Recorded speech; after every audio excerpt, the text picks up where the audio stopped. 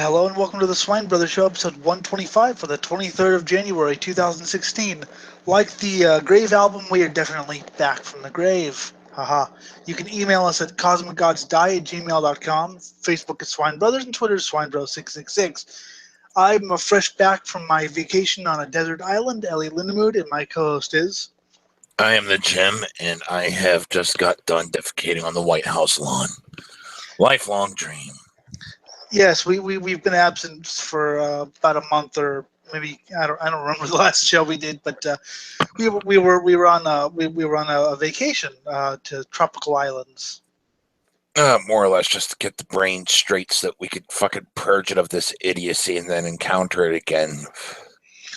Actually, the truth is it's all Jim's fault. His schedule is fucked up, and his... Yeah. So, but it did help get the brain together. Yeah, we're back. I don't know how regularly or irregularly, but we will be back, and I will be doing other fun hangouts as well, because you got to keep this active. Thanks to everyone who watched the New Year's show. Yeah, that was fun. That Getting was hammered. I wasn't. Yeah, boo-hoo. So today, before we start, I'd like to say there, even though it's January 23rd, there are already some good metal albums. Gravedigger's new album, Healed by Metal.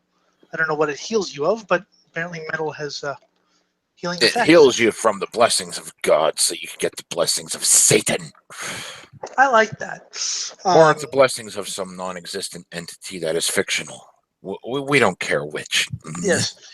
Came out a couple weeks ago. It is amazing. Some good heavy speed power metal. Not the flower stuff, but the more, old 80s style. Wolfkrieg's new album, that's a good name, is folkish black and death metal, and they sing about Nazis. Yay, Nazis. And this Friday, Creator's new album, Gods of Violence, comes out. That sounds good. They've gone to this cool style where it's like thrash mixed with heavy metal. Some people call it melodic death, but I call it it's like if Creator in the 80s found Iron Maiden again. So, really good. So, although it's January, there are already 3 decent albums either coming out or about to come out. And so, yeah, it's been a fucking good year. So, this is going to be a metal-centric show. Let's start. We're going to have a little bit of a game after this first article. So let's get ready for that. We're going to play Spot the Satire. But we're going to go over Decibel's recent article first. Yes, Decibel magazine. Probably one of the better metal magazines. Foreclosure of a Dream. Abandoning the Cult of the Presidency. For which I say that was pretty much the metal since back in the proto days whenever Black Sabbath was just starting out to fucking question the establishment and everything to deal with it. Government is establishment, hence always question it. So why is this a thing now? Because people don't think. Fellow Americans, the day has finally arrived. After one of the worst political seasons in our nation's history, it's always one of the worst political seasons in our nation's history. It doesn't matter if it actually was or wasn't. Everyone says it is. Every single election I have been around for, regardless if it was presidential or midterm, it has been one of the worst in our nation's history. Yep. But, this one was particularly annoying, I think. Yeah, I rated a 6.5. Out of 10, or out of a higher number. Something, I don't know. Yeah. That's how little I cared. Anyway, we've reached Inauguration Day.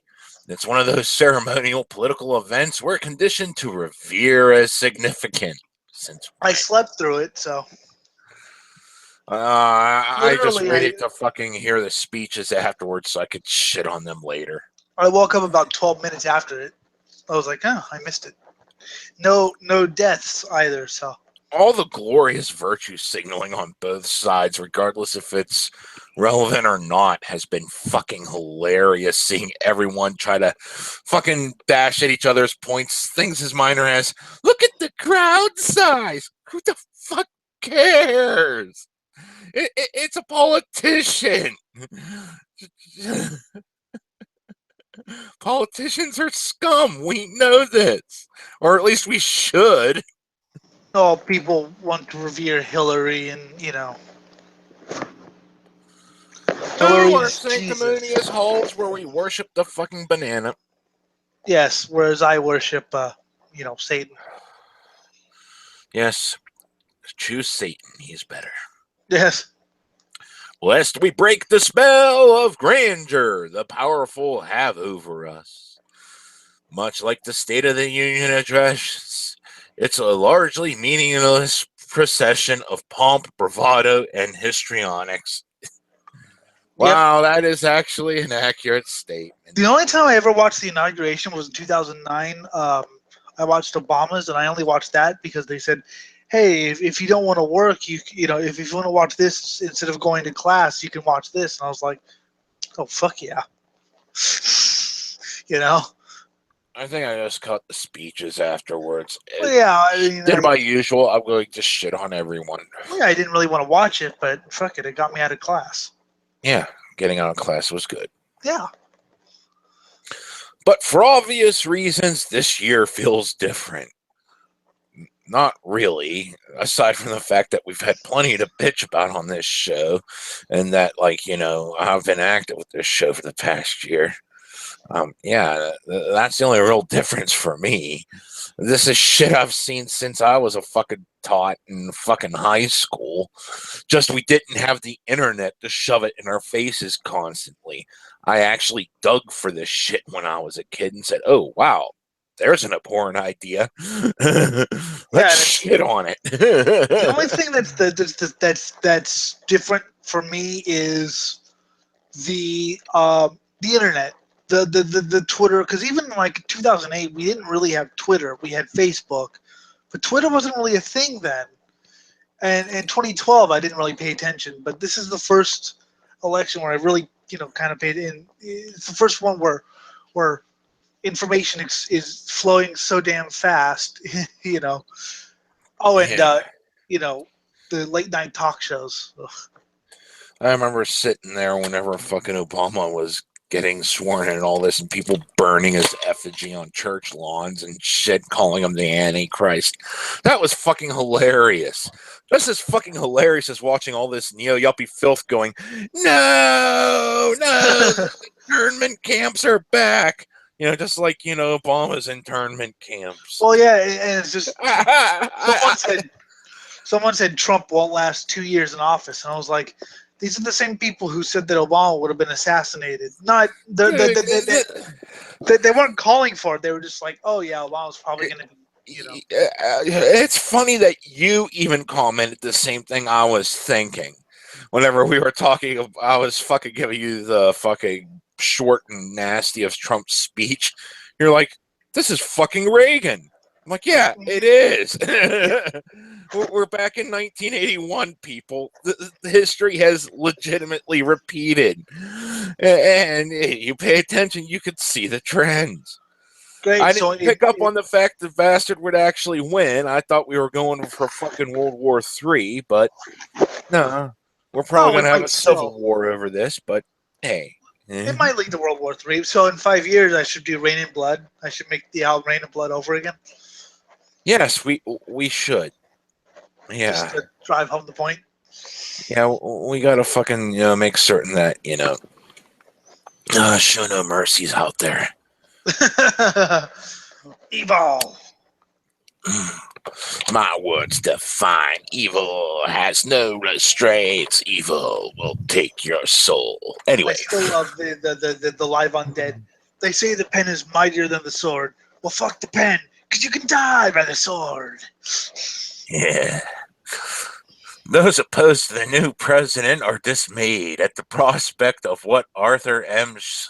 Schlesinger Jr. once called the imperial presidency, which was completely built up under both fucking Shrub and Obama. Yeah.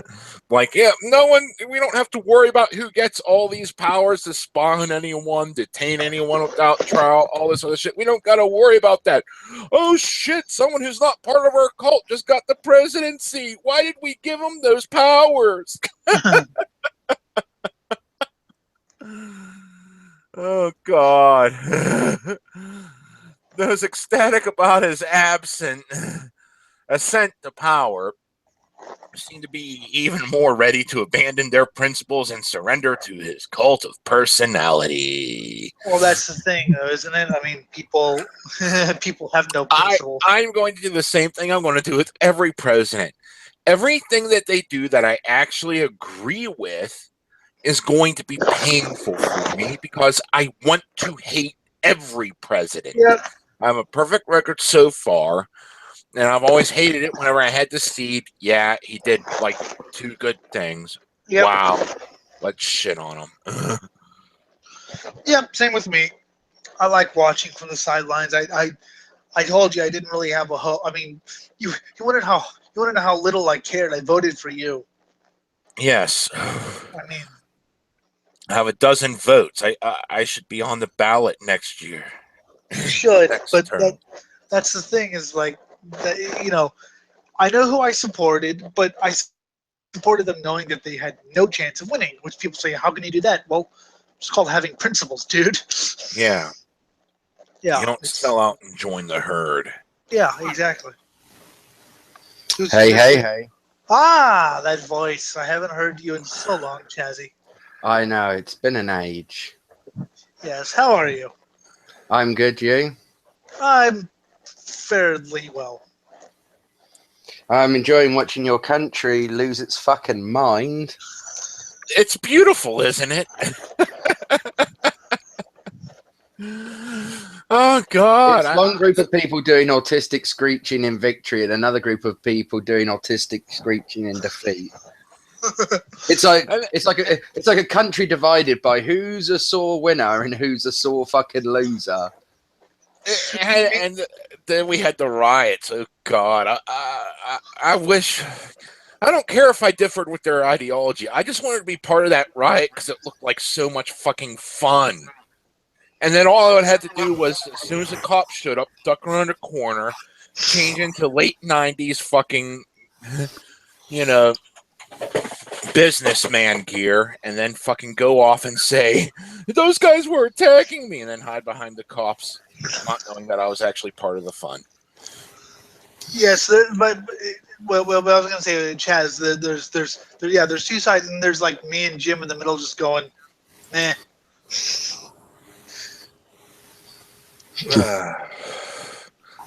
This article won't focus too much on the current upcoming fights about his policy and proposals. There are other outlets better suited for those discussions. The Decibel magazine. Yeah. Just saying. Yeah. How should extreme music fans reflect on this day, regardless of their political affiliations? I slept through it, so, Metal has no uniting, cohesive political message. Wow, someone who gets it. Nor should it. I mean, there's people... I listen to bands with hard left beliefs, like Napalm Death, and I just plugged the new Wolf Creek album. They're a National Socialist band. Yeah. Or overriding partisan consensus across all listeners. Nor should it. Yes, it should always be a fucking war of words. The war of ideas reign on, and then whatever the fucking wins out in your own head, hey, that's who you are. That's kind of like this show. We have 3 very different, people with different beliefs. Mm-hmm. Not just religious, but also political. Although I'm closer to Chaz than anything else, but I also have a fair bit of Jim's apathy. Yes. Gotta have yourself some apathy. Apathy is a blessing straight from the divine essences, which I don't even care if they exist. I'll just worship them anyway. I had apathy on toast, actually. Apathy toast sounds delicious.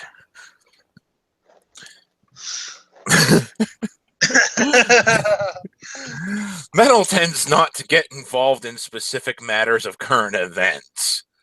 Unless it's more punk-based or thrash-based, like you had the nuclear war songs of the 80s, or you had bands like Napalm Death who come from a more punk background singing about politics. Or, of course, well, actually, NS bands don't really sing about current politics. They mainly just sing about ideas.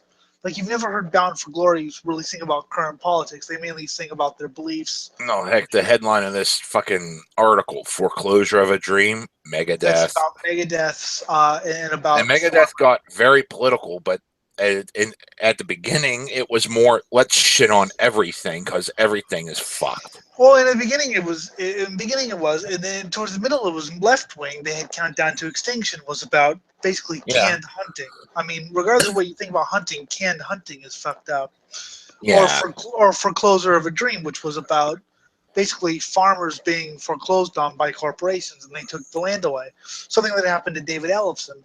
And now they're fucking paranoid right-wing Alex Jones wannabes. Yeah. Funny. I'm just yeah. Well, right, and Mustaine will try to distance himself from the right until he fucking plugs Rick Santorum, who, by the way, hates heavy metal.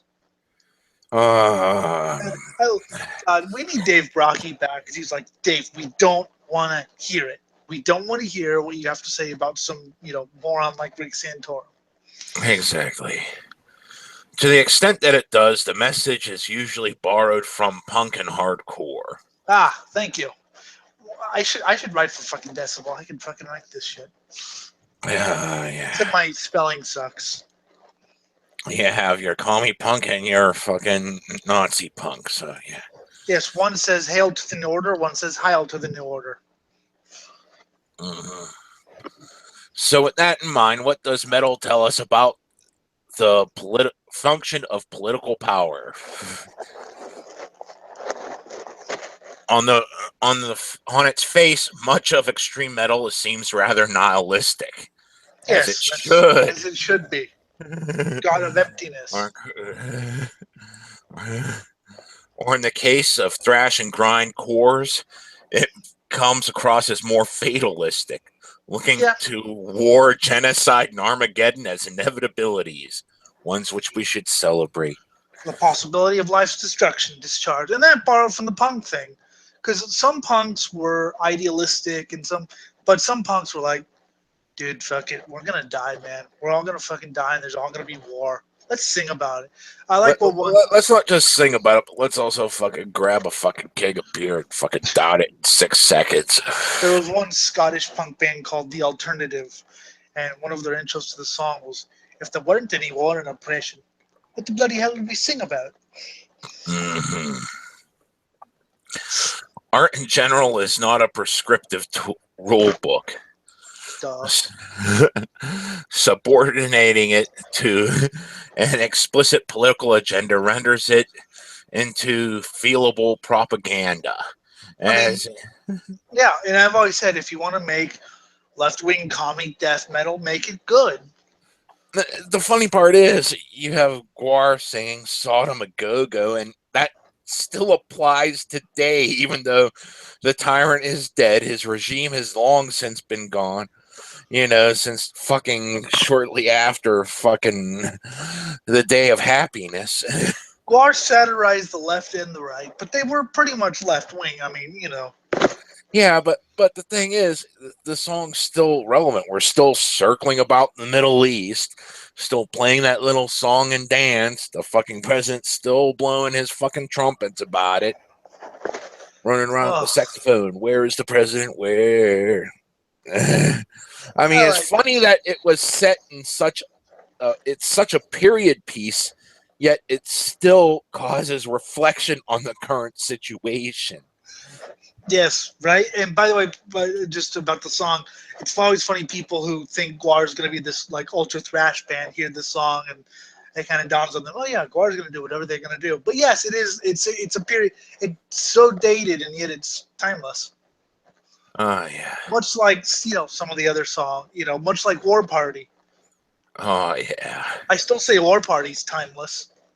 I mean, I still think "Bring Back the Bomb" is our new national anthem because I still think with Trump we're gonna have World War III. Well, he's ramping up the nuclear program, but I think that the main theories there is with the mutually assured destruction policy. As long as I'm certain that they realize they are going to be wiped out, the chances of us getting attacked narrow. Bring back the bomb. It's been far too long. Mm-hmm. Anyway. Anyways, this feelable propaganda is as enduring as a leaflet thrown in the trash. Yep. However, one thing we can... I mean, because, okay, look. I'm not saying bands can't be timeless with political lyrics if their music is good, but if all, like Castrator, if all you're going for is political lyrics, I mean, I really tried to get into Castrator because I like a lot of the bands that they, came out of. And it was just like, wow, it's just. I mean, if you're going to do fucking feminist fucking metal, don't fucking support the victim narrative at all. Just go straight for ripping off guys' balls, shoving it up their rectum, and then forcing them to feast upon their own filleted cock after it's fried up and fucking pureed and jammed down their throat. Just fucking totally don't sit there and say, oh, I'm a victim, so that's why I killed you. No, say, I'm going to fucking assault you because I don't give a shit. My point is that if you really want to do the victim, make it really good music. I mean, that was my biggest problem. Was just the music was lacking. It wasn't even generic. It felt like I was just listening to, hard noise. I mean, yeah. If you want to go out to do the victim thing, go ahead, but make good music. Fuck. Anyways, however, one thing we can take from extreme metal is a sobering realism about life in the world. We're all gonna die. Insane. What the hell is that noise over there? Who, me? Yeah. That was me packing my cigarette. Oh, I was like, you're not masturbating on air, right? Because, that's disgusting. No, I can't jerk off to this even if I wanted to. No, I would imagine it takes a very iron-willed person to do that. Mm-hmm. Despite whatever technological and cultural advances we've made, we are at the mercy of an indifferent universe with natural forces and pathogens that care little about us. And the gods that also care little about us. Which have abandoned us and left us to rot. But occasionally... The rapture's already occurred. It occurred back around, 35 AD. See, I like the Lovecraft thing. I've kind of incorporated Lovecraft into, the Satanism thing. Man, I was trying to explain to Eric that, because he likes those haunting shows, and I was trying to explain to him, if you ever met a ghost and it enters your body, you better hope it never leaves, because if it ever left, at the best, you'd go insane. At best, you would go completely insane forever. At worst, your brain would explode. Because you cannot, because... I was thinking, and I was like, well, okay, why can't ghosts and demons be utterly alien? Because they like to think of us, human or whatever. So if you ever saw a ghost, you better hope it possesses you and never leaves, because that's your best hope for survival. Yeah. We continually live in fear of death, the dark, our own dreams, and the supernatural. Or we embrace them. No, I live in fear of death. Please. Never let me hear the sound of perseverance ever again as long as I live. Human. I'll take the first three. I'll take everything up to spiritual healing. Yes, spiritual healing was good. Then, oh God. Took me a while to like spiritual healing, though. Well, you had to encounter me, who loves this shit, so. Well, and then I had to rehear it, because I thought it was decent, but I thought it was... I mean, I still think it's not as good as the first two. But, and then what Chuck got with the band Cynic, who are like a prog death metal band, and they did Human. And I keep wondering what would happen because Chuck wasn't going to go on the tour, so they replaced him for the tour with a guitarist and vocalist, and Chuck sued them for it. Whoever his band was at the time. And I always wondered what the death would sound like if they just got rid of Chuck. Probably better. The meaning of life is unknown to us, despite our desperate wishful thinking. Maybe it is known to us because it is meaningless. Yes, exactly. Why does life have to have a meaning? And with respect to each other, we are monstrously violent, cruel, and hateful, ungrateful, fickle, false, cowardly, covetous. I'm some of these things, but I don't see anything wrong with being hateful and violent. This is the human species. Yes. Pray for its extinction, for it is all these things and worse. And worse. While much of the world of art and music is designed to help us escape these truths, extreme metal does the exact opposite. It makes us embrace them. Good. As it should. That's why I like it. Mm-hmm. This is the core artistic value of extreme metal. Death metal bands like Entombed, At the Gates, and Carcass force us to confront mortality, decay, and carnage. Funny enough, At the Gates suck, and Carcass stopped being good when they stopped doing the gore lyrics. That's Elliott's opinion. Feel free to disagree, but you're wrong. I was about to say something about At the Gates as they said it, but yeah. Well, I like At the Gates' first couple albums, but Slaughter of the Soul wasn't even a bad album. It was just I can't even. It was okay. It was just it was like you know how they say it's like eating at McDonald's. You eat at McDonald's and you never say that's good food. You just meh. Black metal bands like Darkthrone, Marduk, and Beherit take Hail. the list. Huh? Hail, Hail. Hail, Marduk, Darkthrone, and Beherit. Take the listener into the dark world of the occult. What about the parts of black metal that make you question, should we legalize murder? Well, Marduk also talks about war and history as well. Mm-hmm. Doom metal legends like Paradise Lost and My Dying Bride. What? No mention of Durketa? They're not really legends, dude. I mean, they're good, but they're not legends. I mean, they have nobody really knows that they broke up. They broke up when they shouldn't have broken up. That's Durketa's biggest problem. Is they broke up way before they should have. Yeah, that's true. Sorry, but even me, the diehard Coven fan who will defend Coven to the death, even admits that. And it's not a dig on Durketa, obviously. Yeah. Are uniquely adept at capturing mourning, loss, and despair. Yes, it is. I'll go on I'm not really a huge fan of Paradise Lost because I thought they wimped out, but I am a big My Dying Bride fan. Yes, I know the name is lame, but if you ever want to lose all hope, listen to them or some Funeral Doom. Oh, it's fantastic. It's grim but cathartic, or it brings me joy. No, it's grim. It's cathartic, but also it's grim, and I like grim. Yes, which There's is what brings me joy. There's something about the melodic doom metal. I mean, Death Doom but there's something about just listening to the sad melodies and just contemplating life. A little ridiculous sometimes, but this over-the-top nature can also be a powerful asset. It makes a point like few other art forms can. Beautiful. I fail to see the ridiculousness of it because I'm a metalhead through and through.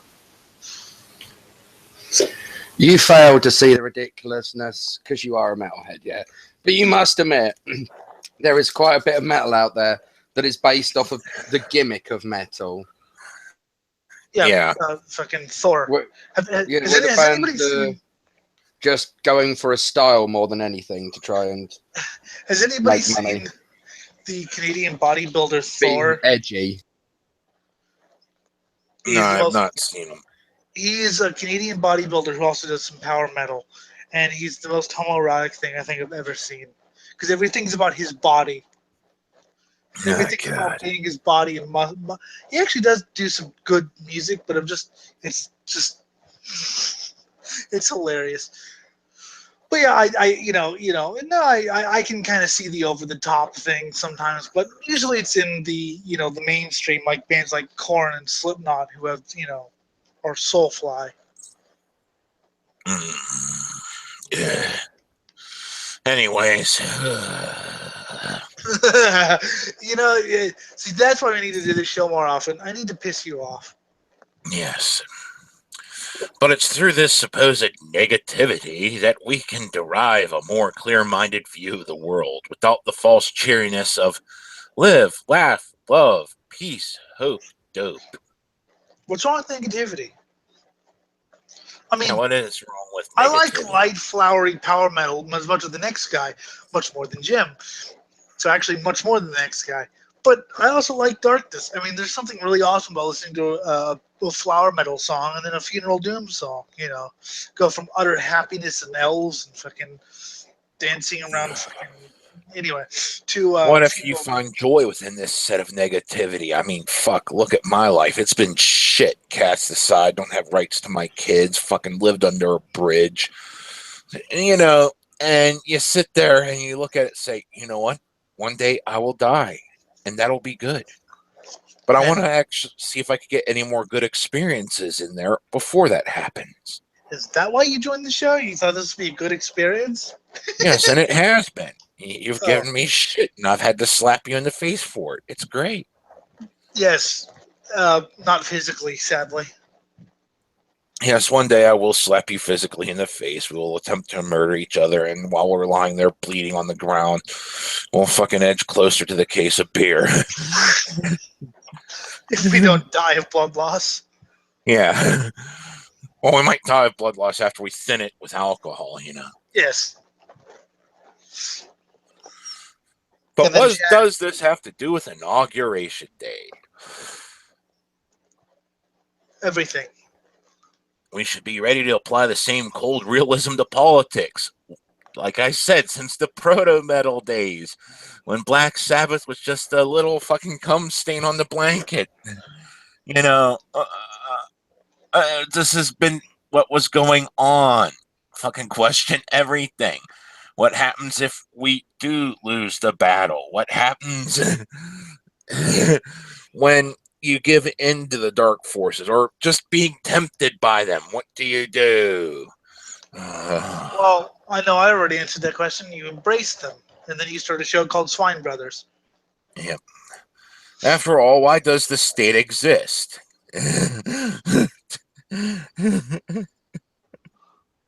I have asked that many, many times, and the answer has always differed, but been along the same vein of it exists to perpetuate itself. Well, this is kind of a metalhead for beginners type thing, because there are a lot of people who do put far too much trust in the government and such. Never trust the government, even if that's the person you voted for because you love them to death and everything they said was there. Do not trust them. They will rape you in ways you have never thought you could be raped before. Oh, never mind. Yes, I agree. And you have to keep the blowtorch up the ass. Mm-hmm. Otherwise, corruption is inevitable. Yes. But people don't understand that. People are like, well, once Obama's in, well, let's just post on Facebook about how we want change, and he'll read it, right? Not threaten his job and livelihood and his grand legacy of building pyramids like the Egyptians, because nothing's fucking changed since the dawn of humans. Agreed. People are morons. Our 11th grade civics classes often teach us that it's there to provide public service in the grand spirit of our founding fathers. Definite American garbage there. Yeah. Yes, and Columbus. I remember listening to that and even questioning it. But the founding fathers lived in a time before we had cars. This is like little 7-year-old me putting this shit together. So how do they know what a speed limit is? And Columbus discovered America, and they were really nice to the Indians. Now, that was something I didn't really start figuring out until I was around 10-ish. I didn't figure it out until I was like 12 or 13. But my defense is that I had better things to do than figure it out, like watch racing.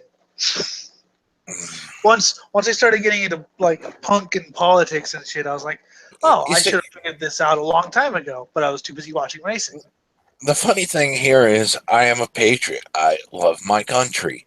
That is why I do nothing but shit on our politicians. Because guess what? That's how our country was founded. We shit on fucking foreign politicians that had their fucking noses in our business because these were their colonies. And regardless if the war was justified or not, I don't care. We were founded on the business of shitting on politics. Ergo, to be a true patriot, you must defecate on every politician in existence. Meanwhile, I just, I'm not a patriot. I just hate everyone equally. That is good as well.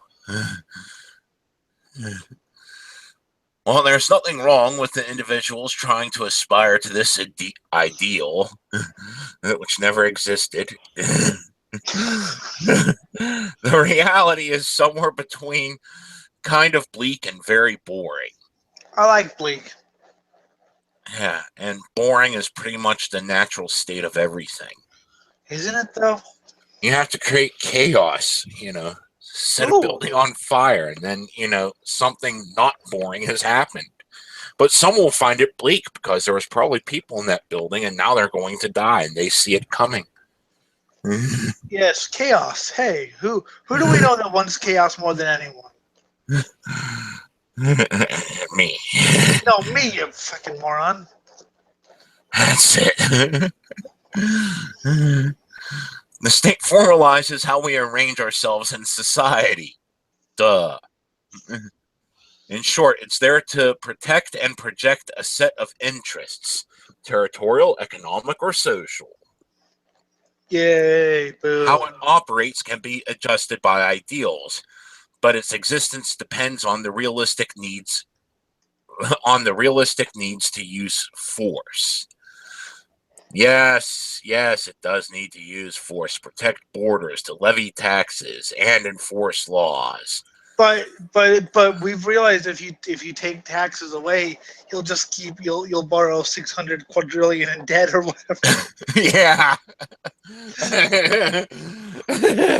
And you sit there in this quantum state wondering, why haven't I been assassinated yet? Let's spend more money.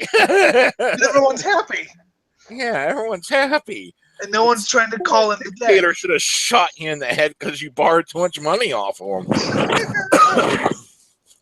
Whenever you can't even increase your taxes to the maximum and not even pay a fraction of the fucking interest incurred on your debt, there is a problem. Yes, you cancel all programs so you're spending zero and raise all taxes so you're making like $1 billion a quarter, and yet you're like, it's not even the interest. Yeah, and so in that case, it's not even a tenth of the interest. It's like, we're fucked. In that case, you just give up and cancel all the taxes again. Give up, cancel all the taxes again. Make certain your Mars program is going according to plan, so that way you can just jet off to another planet. You're going to die. And then you get blown up. Like, you got blown up. You didn't even get shot. You literally got blown up along with your cabinet. Yeah. Oops. We give it authority through our explicit consent, through voting, and tacit approval by not moving somewhere else.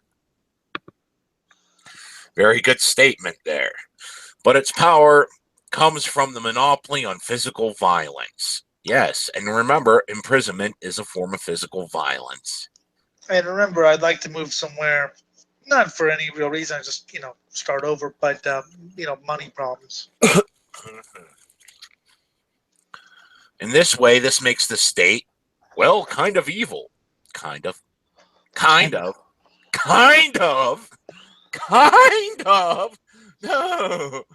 It's pure evil. Fuck you. But it's a necessary evil that allows civil society to exist. That statement is true. Yeah, but can I just ask a civil society to exist, then yes, it is a necessary evil. But if you don't want the civil society to exist and live in an egoist-style fucking anarchist fucking system where, fuck you, I'll kill you if I feel like it, then no, it's not necessary. That sounds like a fun place. Yes, it's Gymland. At least the way I would have envisioned my own country back when I was like somewhere between the ages of 17 and 23, I believe. I want Elliott land. You can screw off with your gym land. Fuck off. We'll go to war with the armies we can't raise because they'll kill us for trying to draft them. You know, this is why we're not in power. We don't take it seriously enough. I know. However, when it's given too much power, particularly in the hands of one person, it'll inevitably crush civil society. Again, that's the point. This is why we fucking sat there and shit on the Patriot Act. We shit on the fucking increased powers of the fucking surveillance under Obama. And I'm gonna shit on anything fucking Trump does to increase said surveillance. Yeah, shit. And that's just surveillance. We're not even getting into the drone strikes, which, yes, we have to shit on fucking Trump because he authorized some. Yes. So, continuing the proud legacy of the Rodney King of presidents. Therefore, we should not admire or be inspired by our president, no matter who it is. Jim's saying here that we should always hate the president and wish him ill. We want him to do a good job, but we want to see him maimed in the process. Yes, and that's what I say. And, you know, people don't get it. You know, a little bit of torture will help ensure that he does his job. Listen to me. Torture's fun. Yes. Let's waterboard the president. Ooh, yes. Unlike many European heads of state, our president is also head of government. His power is limited by our Constitution, but has steadily expanded during the last few administrations. And by the fact that Trump, Trump will be treated like a clown. You know what Trump will be treated like, Jim? He'll be treated like not to use it, but the special kid. You kind of yeah, Tommy, we'll go play. We'll give you what you want. That's how he'll be treated. Yeah, Donald, we'll build the wall. Just sit out here and we'll build the wall. We'll be out in about 4 hours. They slam the door. Right, that's got rid of him. Yeah, he's got his Legos. That's good. Yeah, here, play with this. So I don't know. I've been seeing shit that looks more like he might actually be making more calls than I thought he would. So whatever. I don't care. He's still a politician, hence he is scum. See, I still think it's like Reagan. Reagan knew he wasn't president. Reagan knew all he had to do was... Because every time he didn't have his cue cards, he said something retarded. Yeah. Of course, all this has been to the ignorant cheers of partisan supporters who say he's there to get things done. Trademark copyrighted infringement. Oh, come on. That's actually kind of funny. Yeah. People always fail to consider, gee, we're making a lot of excuses for this guy, and we're giving him a lot of power and that no person should ever have. I hate to see what someone wicked would do with this. Someone wicked this way comes. Yeah. I don't think it's Trump. It's probably going to be the next guy, unless the next guy's me. Then you're going to see some real good shit. Could be Trump. I mean, I'm not ruling anything out here. I said I doubt. Or he's been in office for 3 days. Yeah. So we don't know, but I doubt it. Because he's too much of a pussy. No, but look at Pence, though. Yeah, that's his assassination insurance. Pence could prod Donald in the direction he wants, because Donald's... or his daughter. I mean, that's the thing a lot of people don't get. Trump's a puppet. Master puppet. So. No, it's always, but he's so cool and charming. Gee, I'd love to have a beer with him. Look at this meme of him doing something funny. Stop hating America. Isn't that what we said under Obama? Yeah, well, personally, I'd like to set fire to his hair, but, I like to set fire to random people's hair. Yeah, but come on. Trump's hair needs to be set fire to. Everyone's hair needs set fire to. Well, yeah, mine's long. Mine's long as fuck. Oh, good. Mine is longer. How long is your front? How long is my front? It goes down under my chin. Well, mine is just about to. Not good. And before I started balding, it used to be down to my ass. Well, all that shit. he'd be fucking cousin It. Yep, I was. Before I started balding. Yeah. It's heartening to hear liberals pledge to be a stern, forceful roadblock to executive power with arm's length skepticism of the president's motives. Why weren't they like this for Obama? Because Obama's a Democrat and the Democrats are our friends. Meanwhile, I said it. I said whenever, because we had a teacher who's really into Obama, and I said, look, what you need to do is you need to, pretty much everything I said about Trump, you need to do to Obama. You need to make sure that he does whatever you want him to do, and he doesn't. Oh, but he's on our side. No, he's not. There's a story. One of a black labor guy went up to, I think it was FDR, and gave him demands, and FDR looks at him and goes, "I like it. Now make me do it." You have to make Obama. You have to make the president do. You can't just expect him to.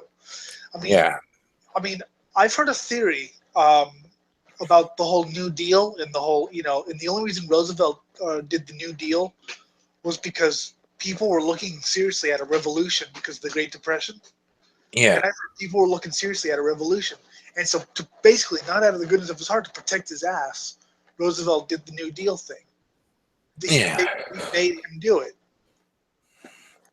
Some things are okay, other things went to complete shit, but yeah. But that's my point, though, is that we made he had to be made to do it with threat of, oh dear God, they're going to lynch me by my own intestines in front of the White House. What do I do? Yes, so that's why I'm saying and the teacher's like, no, Obama's on our side. We can trust him. No, you can't. You can't trust any politician. Not even you. They're all scum. Yeah, you can't even trust me if I get elected. Yeah, I would be banging at your door every day going, Jim, here's what I want you to do today. Yeah, 5 more minutes. 5 more minutes. It's 3 in the afternoon. This is the right attitude to have at all times, no matter who the president is. The lamestream press seems suddenly able to fulfill its role as well. In other words, do its job. Criticizing the president, which it should have been doing under Obama, instead of calling everyone racist who questioned him. Yep. It's great, isn't it? People are finally learning lessons, hopefully. It's deeply depressing, though not surprising, to watch many conservatives resign themselves to making excuses. They abandoned every principle of limited government in exchange for economic interventionism and petty populism. Who are we talking about, Trump or Obama? Touche. Touche, my friend. In other words, the two factions are ready to switch places like they always do. In this sense, who is the president is almost beside the point. It totally is beside the point. That's what I've been telling you. It's supposed to be we the people. Here go. Keep the fucking pitchforks and torches always going. Let me tell you something. It's still we the people, right? Yep. There's a new way. I'll be the first in line. Better work this time. Well, apparently he was the first in line to Alex Jones land. La la la. Human beings aren't perfect, though some people are clearly worse than others. We all think about, say, and do terrible things every day. Yes, we do, because we are human. We should not hold each other hostage to our imperfections by setting someone up as our national demigod. Good. I want to be a national demigod. Was that about any president since I've been alive? And even before that, look at Kennedy. Look at the myth around Kennedy. Mm-hmm. Fuck, even FDR, the myths about him. He deserved them 4 terms. That's why we should abolish that amendment. That fuck you. No. And then he got so tired of it, he died. Mm-hmm. Sure, we give leeway to our friends and family, and that's fine. No, I don't. I don't either. I fucking rag on you whenever you say something stupid. I rag on Chaz every time he says something stupid. I rag on you whenever you say something stupid. As does Chaz, and that's you obviously don't get much of a chance to rag on me then, blindy. I've missed calling you a blindy to your face. I miss that accent, that snarky British accent. You say something stupid like every 5 seconds. Yeah, go on. Name one thing stupid I've said. Go on. Put you on the spot now. Come on. If it's that frequent, you should be able to name something. Quick.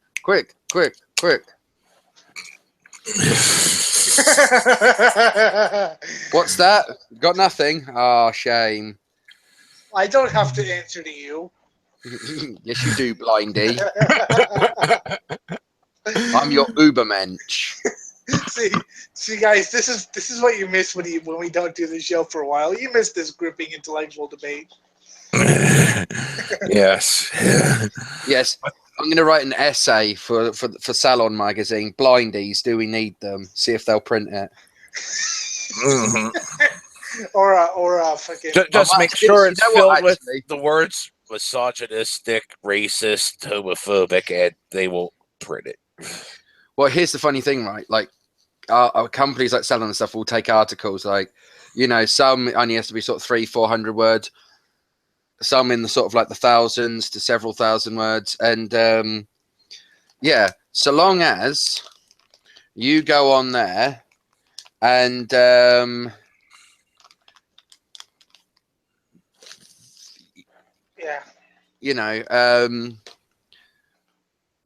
it's funny. It really like is. They're assholes. Yeah. Okay. You just go on there. You can make. Well, this is how that thing. Like, do you remember that guy? What was his name? Godfrey something or other. I think it was. He's a Twitter troll, and he's pretending to be like a fucking hipster SJW type of thing. And like he had like he was being interviewed on like the news. That's great. That's how stupid people are. I mean, I've seen fucking trolls get passed off as legit news in the mainstream media several times. And it's like, you're actually listening to this person and he's a living joke. And yet we don't get passed off as news in the mainstream media because they're fucking assholes. Elliott, what the fuck was the name of that one fucking anal cunt album that was all nice and happy? Picnic of Love. Yes. Done entirely just to troll a fucking label that was totally against everything that they had done previously. Well, they were, but they also were trying to troll people. They were also trolling their fans who expect insult songs, and it was like, I asked my father to introduce me to the pastor who. And that's what makes it so great. Yeah, it trolled everything from the core to everywhere. Yeah, it wasn't just troll. I mean, people actually. Some people laughed, but others, like I was watching, who fired this? Turn them into robots. I'm like, you can't hear the way the guy's singing. The way the guy's singing is. But what I like about it is it's actual songs. Like, they actually put thoughts into the songs and, like, the chord progressions and stuff. It wasn't just... And completely deconstructed the entire filth that is neo-yuppieism. I respect. Well, and of course, it predated emo. It predated the emo stuff. But I remember showing this to Mason, like, this is you. Mm-hmm. God, I love that. In my heart, there's a star named after you. But the president is in a position of power, which makes the relationship very different. He should be considered the lead slave, the one at the furthest at the bottom. We have to whip his ass every single fucking day. Get back to work, you fucking slave. Do what I want, or else.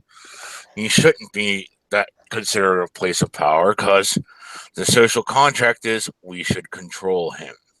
Yes. Agreed.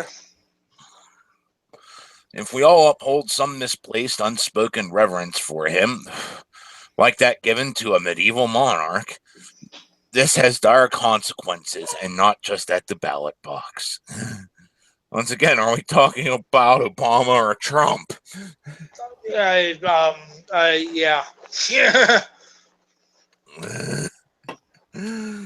Some of us actually get into positions where we can influence the president, the cabinet, Congress, various bureaus, etc., and so forth.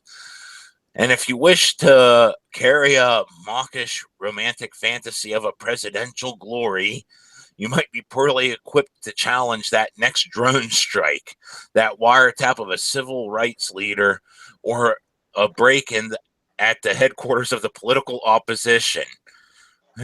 Not to mention show trials, executions, and wars of aggression. Every president I've lived under, and some I haven't. Well, yeah, you were born in the Ford administration, so Yeah. the tail end of it. And, went through Carter, and Reagan was fun, though. He was the first president I remember. He's still alive. He's like 92, and he's still alive. He outlived Reagan. Yep. If we want to be sympathetic to the president for a moment, it's also kind of unfair to load so many hopes, dreams, and expectations on one person. I don't load any expectations on him. My only expectation is you do exactly what I want you to do, or else you're getting this. Do you want to get the bamboo under your fingernails? Do you want to get cattle prod up the rectum now? Blowtorch up the rectum. Oh, okay, you're gonna do as I say, right? Yes. This is how it should be with every president. Get back to work, you fucking useless sack of shit. Go. And of course, if you do that and make the president total hell, no one will want to run. Hey, I found that clip, by the way. Right, the guy's name was Godfrey Elphick, yeah, or Elfwick. But yeah, right. Just listen to this. This is a clip of it's only audio, but this is a clip of him on the BBC, yeah, talking about Star Wars, the new trailer that came out like a few years ago. Beautiful. Go for it. First of all, what did you make of it? It was very low quality. It's not my cup of tea at all. From what I have seen of the old Star Wars films, there's a lot of social problems with them. They're rooted in homophobia, and casual racial stereotypes. The gold robot's C-25 or whatever he's called.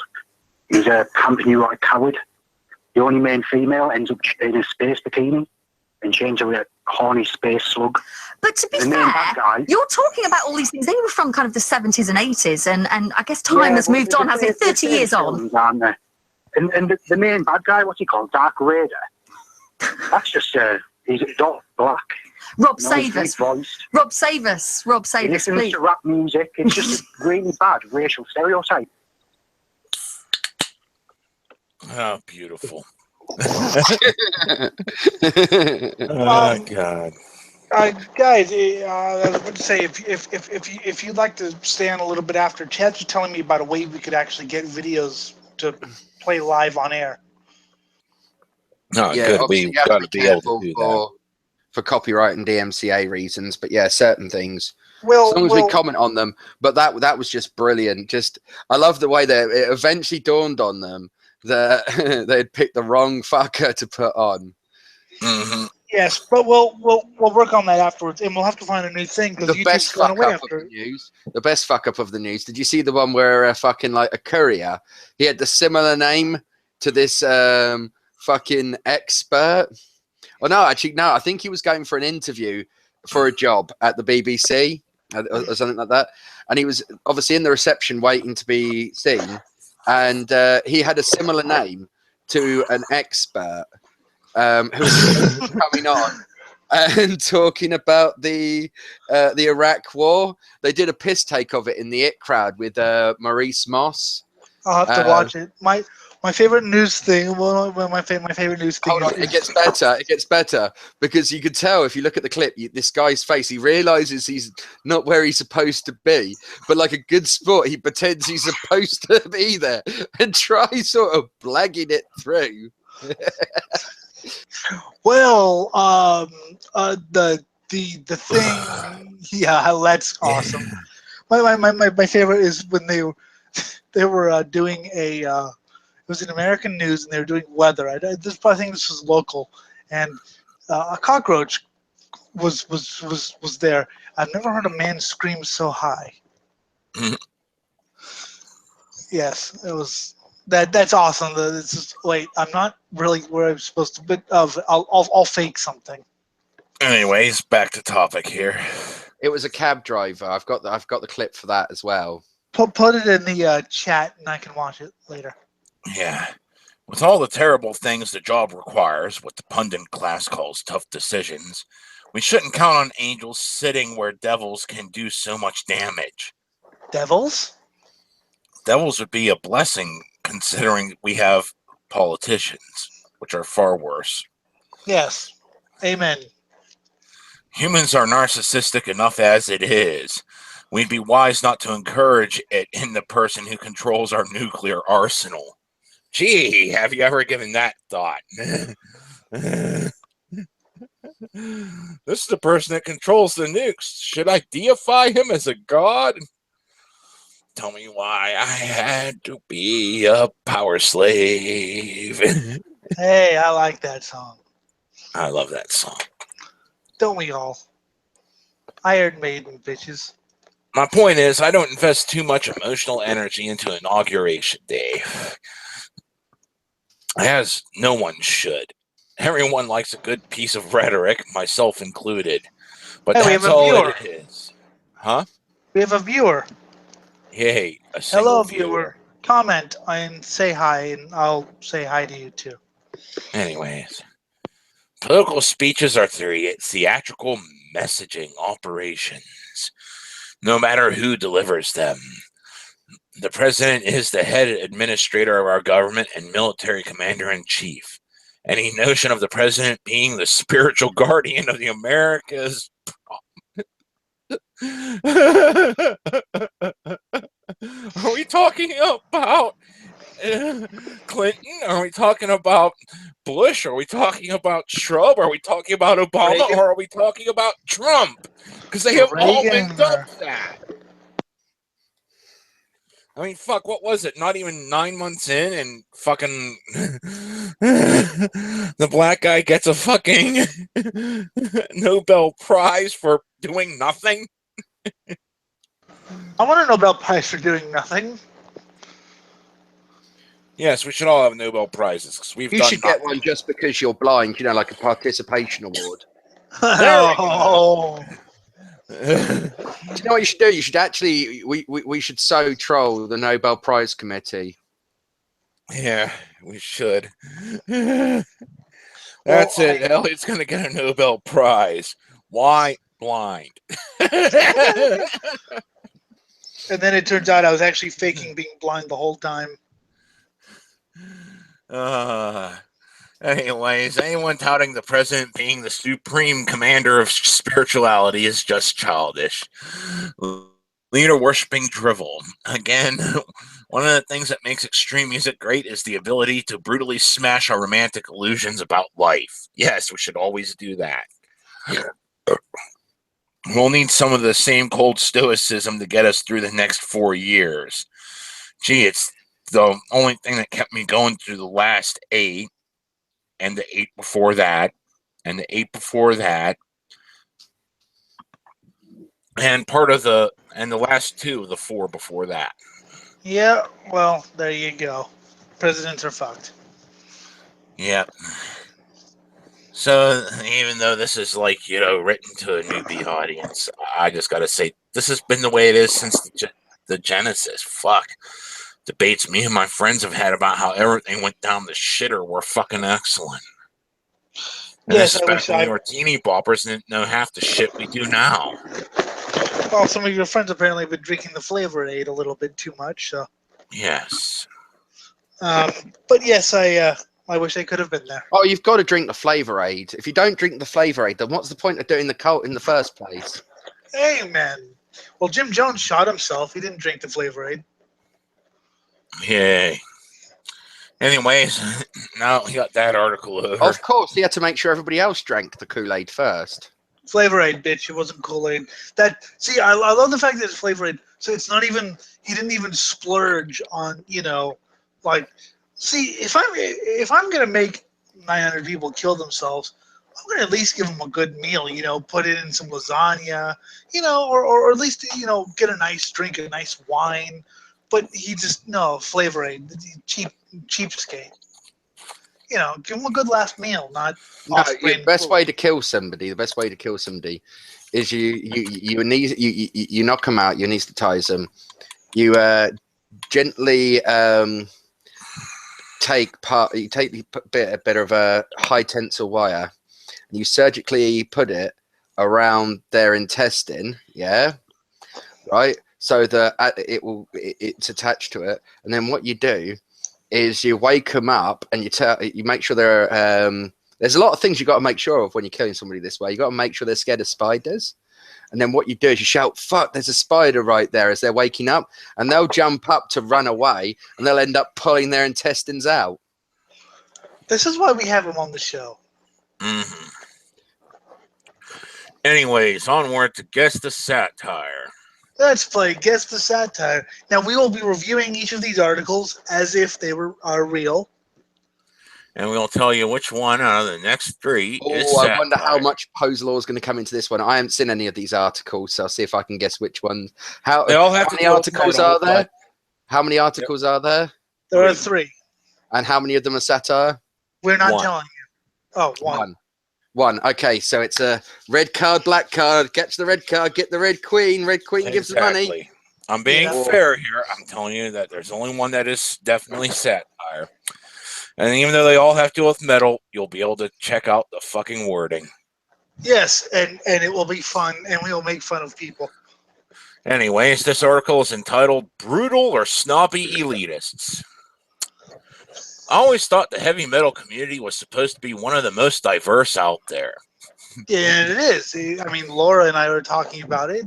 It is diverse, but continue. I was wrong, unfortunately. There is no community where everyone loves and accepts you for whatever you prefer. Good, as it shouldn't be. Yes, you form your own friendships. You don't sit there and say, I like one genre of music. Ergo, everyone that likes that same genre of music is my friend. Especially because metal's such a diverse genre. Everything from Skylark to Archgoat and everything in between. Mm-hmm. We got commies, National Socialists. We got fucking atheists, Christians, Catholics, fucking Satanists. Not just your atheistic Satanists. No, we're talking about full-bore theistic Satanists. Let's take the philosophy. Let's take that out of it. Let's just talk about the music in general. Metal is such a wide-ranging thing. Everything from Stradivarius, Skylark, and fucking Camelot to Archgoat, Blasphemy, and Beherit. To Civil Octopsy. There's so many different sounds, and not everyone. I mean, I know a lot of people who hate the calm power metal shit I like. Anyway, continue. The worst part of it is when it escalates too far, all based on a different preference. Oh, I forgot the people who, beat the hell out of you because I made fun of you for liking this band. Because, Jim, I beat you up and tortured you and forbidden you to... No one's... Yeah, you don't like my KMFDM. I don't like your... I don't even know what the fuck that band was. It just sound like garbage. So we had to kill each other. Wait, which band? Was it the Brutal band or the Flower Metal band? I can't tell. I don't remember, but I know I didn't like either. So yeah, well, that's because but that's the thing is, to me, it goes too far if they physically force you to stop listening to it. But I think it goes too far if they just blindly say, "Yeah, that kicks ass." Oh, that kicks ass. They just fucking like everything. It's like, dude, have a fucking opinion. Yeah, but I'm going in the other direction. Whereas it goes too far when they physically force you to stop listening to your favorite bands. And if you ever listen to a Slipknot ever again, you'll die. See, that's when it goes too far. And considering that hasn't happened, it will never happen. I'd like to talk about what I think is flawed in the worldwide fandom of heavy metal and the significance of this issue is high. Metal elitists. By the way, yeah. Well, metal elitists. Mm-hmm. When that word comes into play, it's assumed this is where we go to the extreme. No. There are power metal elitists who think everything everything heavier than Iron Maiden isn't really heavy. I mean, Mm-hmm. I disagree with them, but we talk about power metal. If there's one thing I cannot stand, it's that when I'm judged by the metal elitists for my preferences of what I like to listen to, you don't get the point. Confrontational music breeds confrontational people, so you butt heads a lot, and that's how you have fun. Your friends are usually the ones that pick on you the most. Amen. Oh, shaming. Don't shame me. God. I'm not sure why some people in the heavy metal community decide to be superior over another. It makes me think to myself, I thought this was supposed to be a very diverse subculture where everyone has different tastes. And it is. But you do murder. If you have different tastes, then you're going to say something sucks and you don't want to listen to it. And then you sit there saying, but you have to, but you have to, but you have to. Well, no, they don't have to. Yeah, exactly. I like slam. He hates slam. He likes baby metal songs that I hate. Mm-hmm. Fuck, there's some industrial shit I listen to that you hate. It's not industrial. It just doesn't do it for me. I mean, there's the good shit, and then there's the shit that sucks, and we differ on what sucks. You like Chaos AD, an album that I like 3 songs of. Yes, I like Chaos AD. And you like not the extended cut, but the original cut. You like Far Beyond. Well, the extended cut has the cover song I like. Oh, that's where we're gonna fucking get into a fight there. Far Beyond Driven. Policia. I do like the song Policia on the extended cut. Mm-hmm. That's a good song, but yeah, Far Beyond Driven. Well, you like fucking Great Southern Trendkill, and I don't. Well, I just said the Great Southern Trendkill is the most metal actually Pantera album. And that to me qualifies it as you actually liking it enough to praise it as metal. Yeah, fine. And you like Far Beyond Driven, where I think it's good for lifting weights, but nothing else. 5 years ago.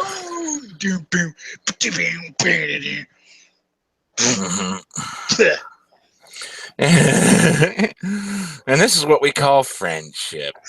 Now die. Yeah, you don't like Shining because you have no taste.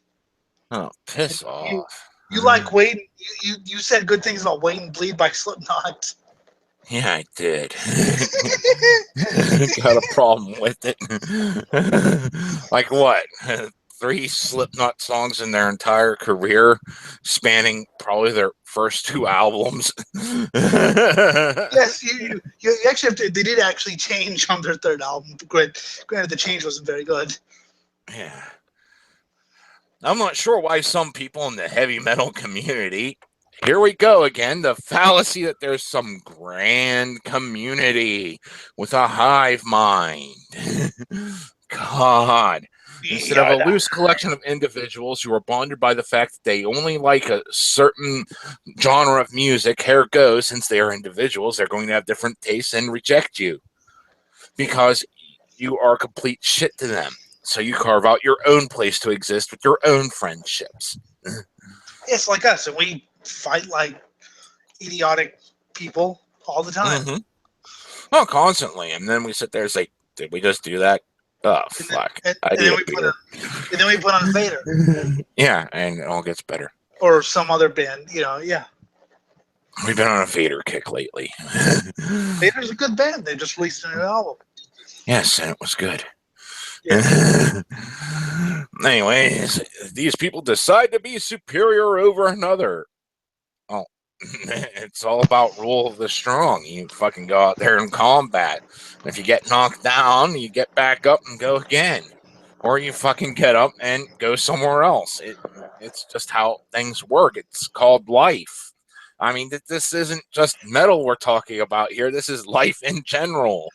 You don't like the community you're living in, move to another. And if you're not financially capable of doing so, then do what I did. Sleep under a bridge. Yes, it sucks. Yes, you'll hate it. But eventually you'll get somewhere that you'd rather be. Or you can do what I do, is go online and find your own community. Mm-hmm. Like, I'm talking to a guy from Pennsylvania and England. I know girls from Sweden, the UK, and Australia.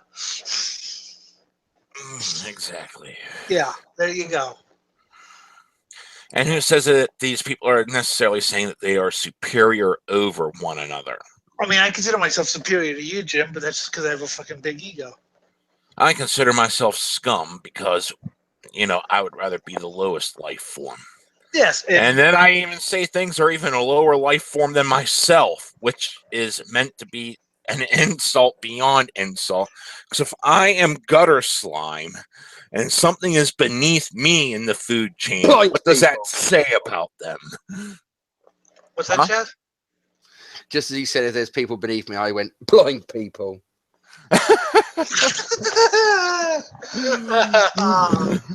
Good.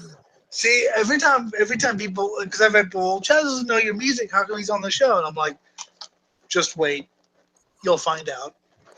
And there you go. You've had a few doses so far, even though he's just been on the blind kick recently. Yeah, well, it's been a while since he's been on the show. They never see it coming. Before. I'll give him a pass for the blind thing because we haven't done a show in a while. Yes. Oh, come on. Plus, you overtook my greatest line. I said, I love kicking the blind people. They never see it coming. And they don't. I can feel it coming. But you don't feel the cliff that I'm guiding you towards as you try to fight back. Not until it's like, how am I flying? Honey, that isn't fighting back. That's pushing back. Wink, wink. Yes, but then you have no one to do the show with, Jim. I know. And when he says about leading to the cliff, what he's really talking about is the sheep. Because you know what they say, don't you? If you want to bugger a sheep, you take it to the end of a cliff to do it, because then it will back onto it. Fucking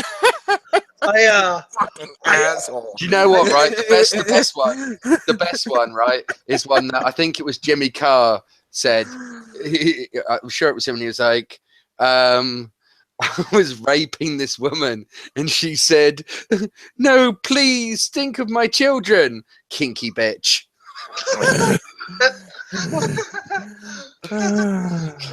But Jazz, you seem to know a lot about sheep shagging. I've never been caught doing it. So that now we've found out what Chad has been doing during the Swine Brothers downtime. Okay, that's fine by me. Yeah. Bestiality porn has a market, by the way. Why do you think I sent you some Velcro gloves? Anyways, it makes me think to myself, whatever grabs your goat. But metal elitists clearly think that their taste in metal is better than everyone else's. No. Technically, yeah. Elliott's taste in music is better than my taste in music for Elliott.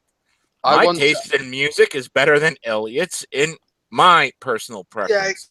Yeah, exactly. Well, I mean, hold on. We can make up objective standards about sort of like, lyrical capacity, like the sort of range of vocabulary that's done, the kind of the level of Scott, symbiology in the lyrics. We can look at the sort of like the time signature of the music, because you can tell like how good somebody is from what they can do with an instrument. Yeah, that's not true, because I like Sepultura's Morbid Visions, which is, in my opinion, one of the most amazing albums, and their lyrics are badly translated pseudo-Satanism, translated word for word from Portuguese to English. So you get things like on the second album, the past reborns the storm, whatever the hell that means. That actually sounds like a metal lyric, like modern day metal. Like the kind of like where it's almost sliding into the kind of emo fucking. No, this is actually thrash metal. But yeah, but so no. But you know what I'm talking about, don't you? Although that kind of. Although I will say some things like Pantera have retarded lyrics. Jim. Well, you got that tier thing where it's Shadow of the Swastika. And I still laugh whenever people say, "Oh, this is SJW fucking rhetoric. Oh, this is fucking neo-Nazi rhetoric." It's like, dude, they're bashing both sides. You're just only hearing what you want. Yeah, that's the great thing. I love that. I just love that. And people are blissfully unaware. Like, I often go, and you know, at Bobcast that you like, I often go in his room, and there is a ton of fucking people who go in there, and it's like you wouldn't believe, like. There's pretty much this little sort of group. It's on sort of two sides, yeah. And like you make comments about like, oh yeah, the G plus community. It's a place full of, you know, crippled bastards and broken things. They don't quite see how you're applying what you're saying to everyone. They'll either just think, well, he's clearly talking about the other side, or he's clearly talking about my side. He's attacking me. They're fucking lunatics. After meeting Sty and a couple other people, I agree that the Google Plus community is full of crippled people. Leave Sty alone. He's lovely. I love Sty. He hasn't invited me onto his show in a while, so you know. Yeah, to be honest, I don't think he's been doing that many shows lately. Yeah, I know. He's come back. Like I've seen a couple lately, but he does take huge breaks. I think he has things like college that he sort of goes to. I like him though. Sometimes he has problems with his legs and he won't come on for a while. Yeah, I like him though. He's cool, and I like the Bobcast guy. Anyway, Jim. But to be honest, we all know that Google Plus and sort of like the Hangouts thing is dying. Yeah, which will impact the show unless we can find something else. But we'll figure that out. Most of them, and I may just be generalizing here, are the ones who listen to the brutal side of metal, black, death, thrash, etc. Anything that has a brutal sound to it. Thrash isn't thrash. I've always called thrash the borderline, because you have what I call heavy thrash, which is something like Anthrax or Artillery, more of like the heavy metal gone fast type thing with a little bit of punk in it. And then you have what I call extreme thrash, which is Slayer, Creator, Morbid Saint, Demolition Hammer, Sodom, you know, the much more extreme, closer to death metal type. So thrash is really the borderline between extreme and if you will, traditional heavy metal. In fact, I'm pretty sure any band can be brutal without sounding the same as Slayer, Immortal Death, or Cannibal Corpse. I just want to point out one thing. You're bitching about these elitists. I've actually heard people come up with fairly logical statements saying Slayer sucks and Cannibal Corpse sucks. And more of the Cannibal Corpse sucks. Yeah, these are all actually pretty mainstream bands. And, you know, if you were to say Archgoat, Blasphemy, Dorketta, and Demonic Christ, fine. But the logical statements, but I disagree. They're fucking great bands. Fuck you if you disagree. I will murder you with my dick if you disagree. And the whole part of individuality is you're going to disagree and you're going to get into debates, arguments. Yeah, me and a friend had a debate about Groove Slayer and Slayer post 94. He claimed it was shit, and I was like, you know, I wanted to agree because I hate groove metal, but I love it. I love Diabolus Musica. I love God Hates Us All. I like the new album, you know. Exactly. And you won't find a complete general consensus on anything. Fuck. I've heard people blasting fucking Black Sabbath as fucking complete suck. I staunchly disagree, but I blast Black Sabbath as plagiarists who were guided by their label into basically doing what Coven did, but a Christian version. But that's not. But I like the music. And it's not just. You'll see people who listen to Archgoat and Load by Metallica. So it's not just because you like this doesn't mean you're not going to like this.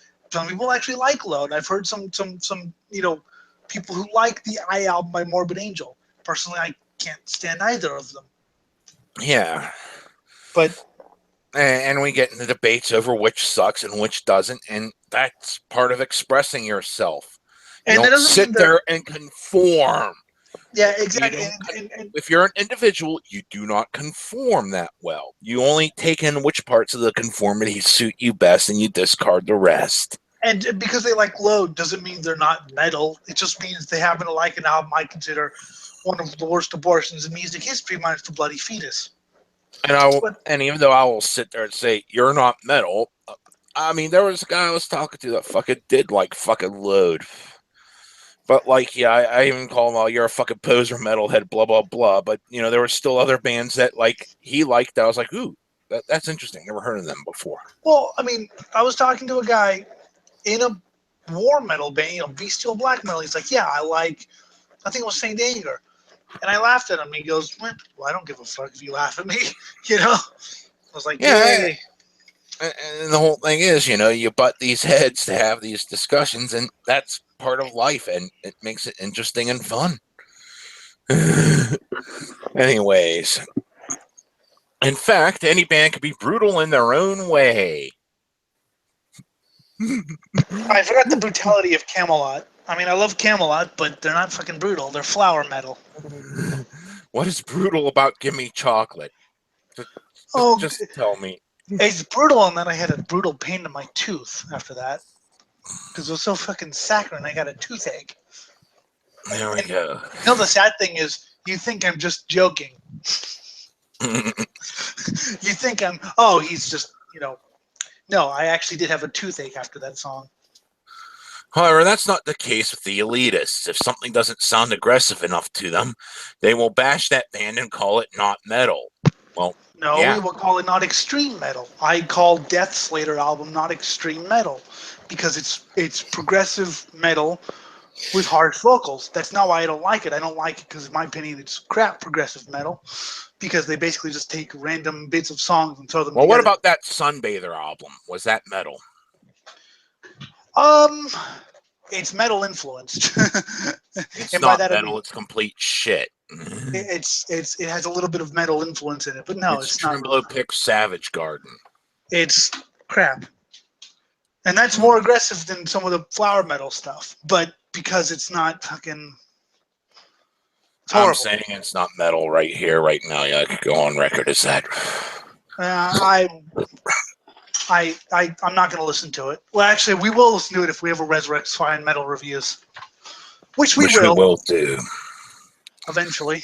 But you see, that doesn't mean that you have to sit there and agree. That just means you have a different opinion.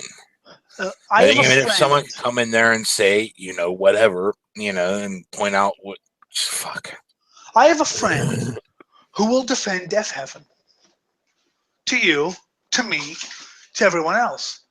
Okay? He will defend Death Heaven. He will also defend other bands that I like. So we do debate, but because he likes Death Heaven, I mean, I make fun of him by calling him, you know, hey, Death Heaven kid. But, you know, he's not like, oh my God, that's so, he's just like, fuck it. He doesn't like music that I like, and, you know. Whatever. Yep. In worst cases, they may diss fans that like that band. How often do Elliott and I how often do both of us shit on Chaz for his shit not taste? Very well.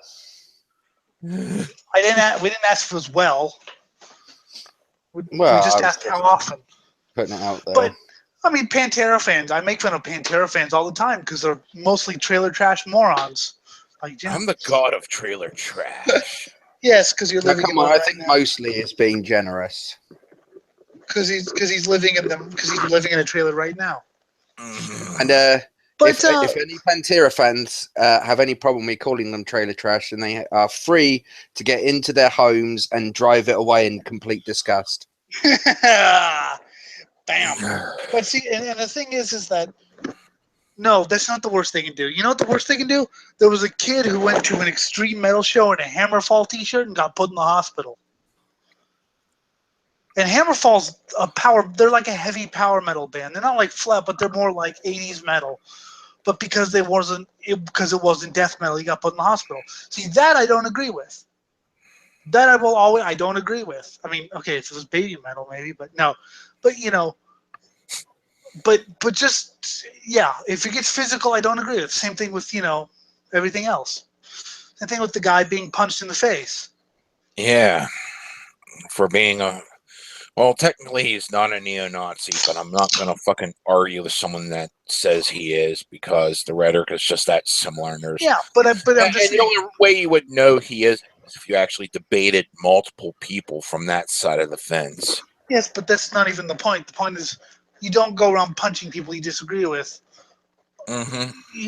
I mean, how would you like it if every time you said something I disagree with, I punched you in the face? So yeah, I don't agree with the guy in the Hammerfall t-shirt being put into the hospital, and not just because I like Hammerfall, but just that's not right. But in worst cases, how can someone say that a metal band is not metal? Take for example, Black Veil Brides. They're not metal. What? Black Veil Brides aren't metal. Black Veil Brides never even pretend to be metal. It's not even like Slipknot, who will tell you that they're metal, whatever that means. Mm-hmm. They're not. Black Veil Brides have not even pretended to be metal. They are not metal. I'm not a fan of their music, but they still play metal. I just don't get it. God.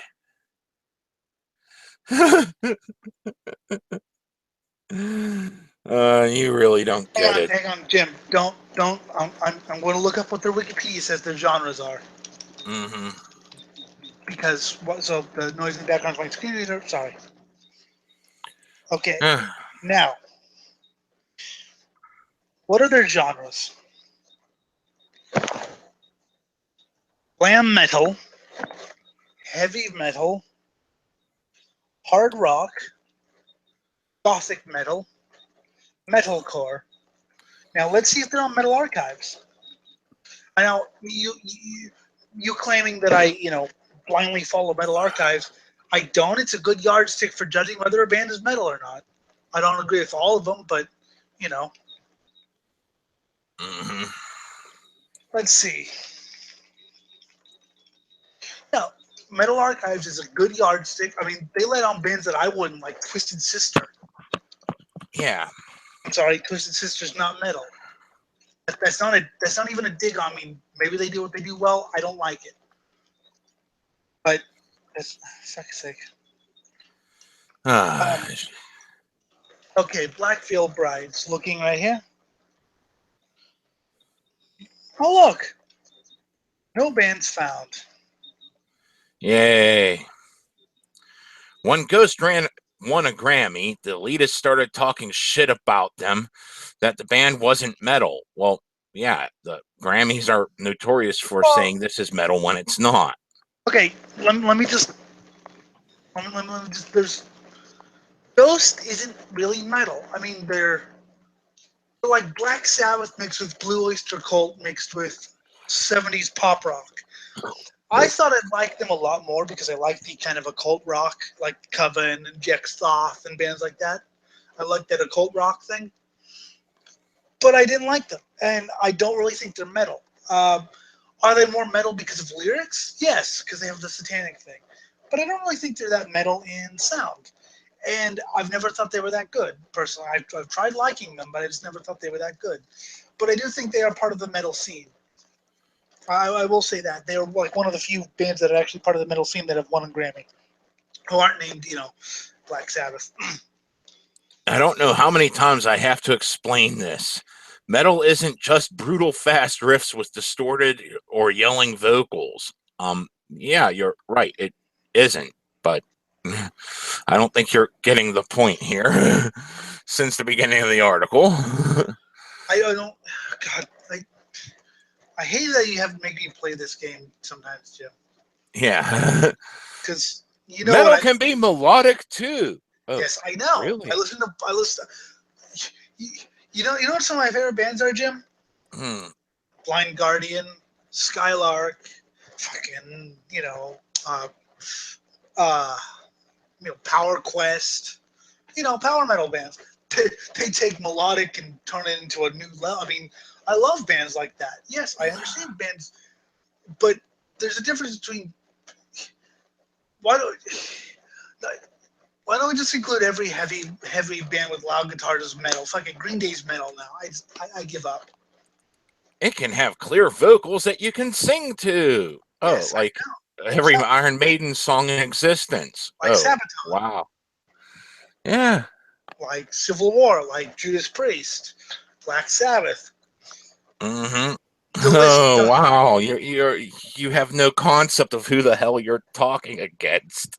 Well, I don't think this person has any concept. God, really. I don't think they even know what reality is. They just want to be self-important. I know this person, and no, you don't.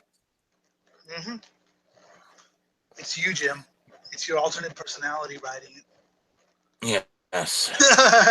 There are so many subgenres under metal that make the subculture grow. It shouldn't be restricted to just some people's tastes, should it? There are structural... I will tell you whose tastes in music I restrict as being metal. My tastes. That is all. I will also say that there are reasons. I mean, have you ever actually asked a metal elitist or a metalhead why they don't consider Korn being metal? Rather than going on the defensive, ask them nicely and ask them, hey, I was wondering why you don't consider Korn. I did that when I was 12, and I actually got some really good answers. I didn't just get, because they suck.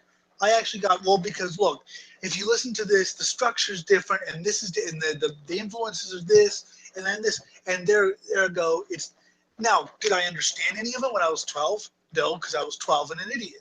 But do I understand it now? Of course I understand it, and I actually agree with it. I mean, my argument was it sounds more like rap than it does metal.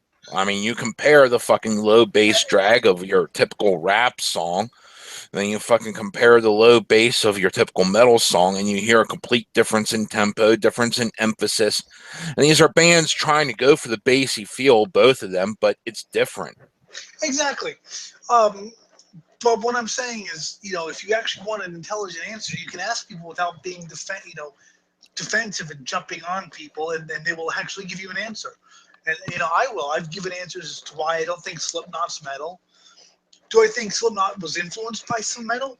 Sure, but I'm influenced by the Shivers. Do I play power pop? No, because anyway, I'm influenced by a lot of non-metal or non-artists that I play, but I write death metal. I write black metal. There was the time when Floor Jansen of Nightwish said that she wasn't into Slayer. See, I defended Floor Jansen in this Jansen, I think it is, because Nightwish is a different type of metal. Mm-hmm. Nightwish is very theatrical, very classically influenced, very symphonic. So that she doesn't like Slayer, I'm like, well, yeah, I didn't really expect you to, because Slayer and Nightwish are night and day. Mm-hmm.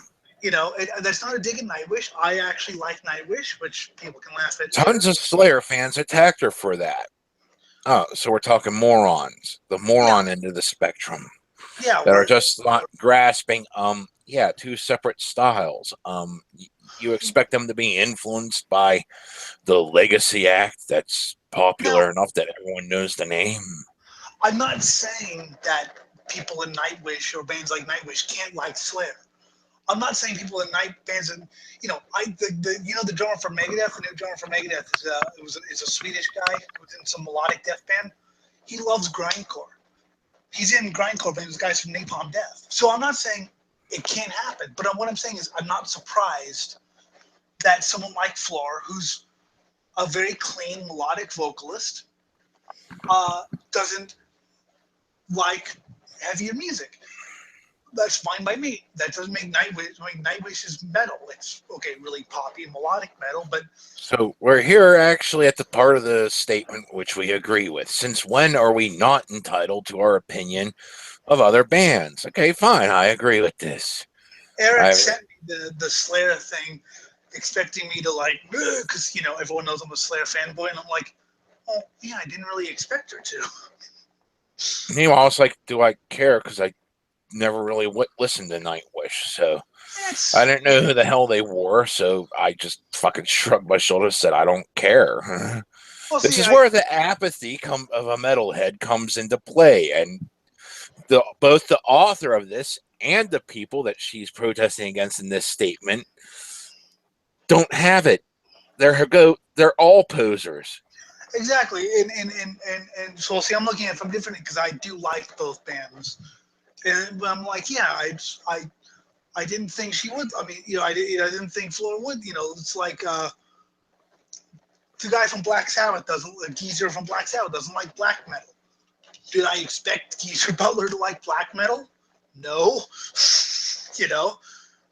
because it's two different styles. So once again, I had to defend it was because people were like, "Oh my god," So I was just like, "You guys are morons." I just, you can't expect people to like different things, and neither of these people are really grasping the concept of what they're. Fuck. Exactly. Whereas, yeah, I'm always glad that Bill Ward likes death metal and that other people like extreme metal, but I'm not surprised to see they don't. So it's people need to think a little bit more. I never knew disliking Slayer was a crime in the metal community. Well, it is. No, you know what? I mean, to each their own. I live and die by Slayer. Okay. Well, here's two statements right here. Yes, disliking Slayer is a crime, but the old priest saying, "Breaking the law, breaking the law." Da-na-na. But that's the thing. Is like I live and die by Slayer, but yet that's my thing. And although I disagree with Flora's judgment, and I will say that her previous band, After Forever, went to shit when Mark left, and she took over the songwriting. Coincidence? Sorry. I will say that, but I'll say that she has her own opinion, and I have mine. My opinion is Slayer's my favorite metal band. My opinion is superior to Elliott's. And I listen to thousands of metal bands, as Jim knows. Mm-hmm. I post. I rely on him to dig up shit I'm too lazy to do myself. Yes. I am your music mutant. Yes. And I'm the seeing eye mutant. Chaz is the snark mutant. Oh, indeed. So. I left that little pause there just to see what you would think was going to happen next. Yeah, I was like, ooh, what's going to happen now? I personally am not into Slayer. I just couldn't get into them. Well, fine. Don't give a shit. But I'm still shitting on you for the emphasis of thinking there's some grand community with a hive mind that's out there doing this shit. Yes. Yes, there are hive-minded people within that listen to metal, okay? Fine. But, oh, God. See, for me, I had no choice, because as you know, Jim, I had no friends. I was literally getting all my metal information from older people blogging and posting old demo tapes, which I get from Overkill and Terrorizer. And I told you, Jim, I didn't know Morbid Angel, and I didn't know that Morbid Angel was okay. I knew Morbid Angel was a big band. I didn't know Terrorizer had an album out. I didn't know Terrorizer was this known band. For all I knew, they had this demo, nothing else. I didn't care. It was my so I had no choice but to be an independent person and to seek out my own path, because all I had literally was Eric Keller from Fear of God posting metal music on his blog, and I would listen to it, and I'd be like, "Wow, that's amazing!" And I, got my own fucking, niche going, and that's how I got into metal, totally alone, pretty much. There are no bands that I hate. There are just bands I don't particularly like. Bullshit. There are bands that I hate. I mean, At the Gates isn't one of them. At the Gates, I'm just meh. But there are bands I hate. I mean, I can safely say I hate Death Heaven. Now, if Death Heaven got their shit together and put out a good album, I think my heart would explode. But, I would listen to it, and I would even say, but there are bands that I can legitimately say I hate. I hate Obscura. I hate those tech death wank bands. Mm-hmm. I don't dislike them. To listen to them is painful for me. I hate Guns N' Roses. Someone just needs to develop an opinion. i.e. the author. Anyways, but I should be allowed to say what I prefer without getting hammered to death, but hammered with death threats from elitists who think I'm not a true metalhead because I don't listen to Slayer. New song idea, hammered with death. I say that you're not a true metalhead because you care too much what people are saying. And that apathy is part of the package. Learn it, live it, love it, and not care. As soon as you love being apathetic, you'll cease caring about it. Or as RF7 once said, apathy is freedom. Mm-hmm. Another thing that bothers me about elitists is that they live metal entirely. Yes, it's a good way to live. They actually sleep and breathe it. Yes, it's a good thing to do. Bleed mercury. I have to always go, do I want to watch this race or do I want to listen to metal? You know? It's like, yeah. If you're dedicated to a passion like that, that's perfectly fine. But some of them I've encountered eventually decided to no longer speak to me when they found out that I wasn't talking about metal every time. Well, no, fine. That means you probably didn't want to associate with them anyway. Yes. I understand people who don't talk about metal all the time. I don't just like metal. As you know, Jim, I'm reading a book on the history of the Third Reich. Mm-hmm. A 3-volume set, because I found one book, but it was written in 1960. And it was like, commies are bad and they've never done anything, you know, worthwhile, you know, the Russians or whatever. And plus it was a little out of date, and I was just like, ugh. So I got a better one. But I'm not saying commies are good. I'm just saying Russia has actually done some half-decent stuff. But, you know, I talk about racing. I talk about history. I talk about thoughts. But, yes, for the most part, I eat, sleep, and breathe metal. I bleed metal. Mm-hmm. I am, you know... Same here, but the whole thing here is you're not realizing that by excluding you, they have done you a service because they're probably not people you wish to associate with. You don't need to be friends with everyone. You know what I do, Jim, whenever you know, whenever it's like a break in the race, or whenever there's like, you know, a break, you know, between races, I listen to metal. You know, if I'm at a race or whatever, it's metal time. Yeah. But exactly, they you don't want to. Oh God, yeah. I've reached a point in my age where I like to share all my passions as they thrive and expand. Expect people to call some of your passions shit. Expect others to fucking ditch you because they can't hack you talking about the same thing over and over again. We were joking and on Thursday. It's doing you a service because that weeds out the people that you really shouldn't care about and lets you keep your fucking actual circle of friends. Don't sit there and expect everyone to like you. On Thursday, Jim. Do you want to go to a Klan rally? Yes, but that's not the point. No, just kidding. On Thursday, Jim, I told you that I got, you know, some new die-cast cars, and you were like, yeah, toys, and I was like, dude, you have action figures. Yes, I know. I wasn't laughing. I was like, yay, toys. Yeah, I know. Toys are fun. I know you weren't laughing, but I decided to annoy you with that, and I was like, yeah, you have action figures, you know. So yes, we do make fun of each other's hobbies. I like die-cast and model cars. It's been a passion of mine ever since I was, you know, born. It's, you know. One of these days, I'll actually get around to doing what I want to do with those action figures, which is make videos. Yeah, exactly. I don't know what. Because they're all cheap, generic things, so you know, no copyright infringement or anything like that. And I just fucking run around and fucking, you know.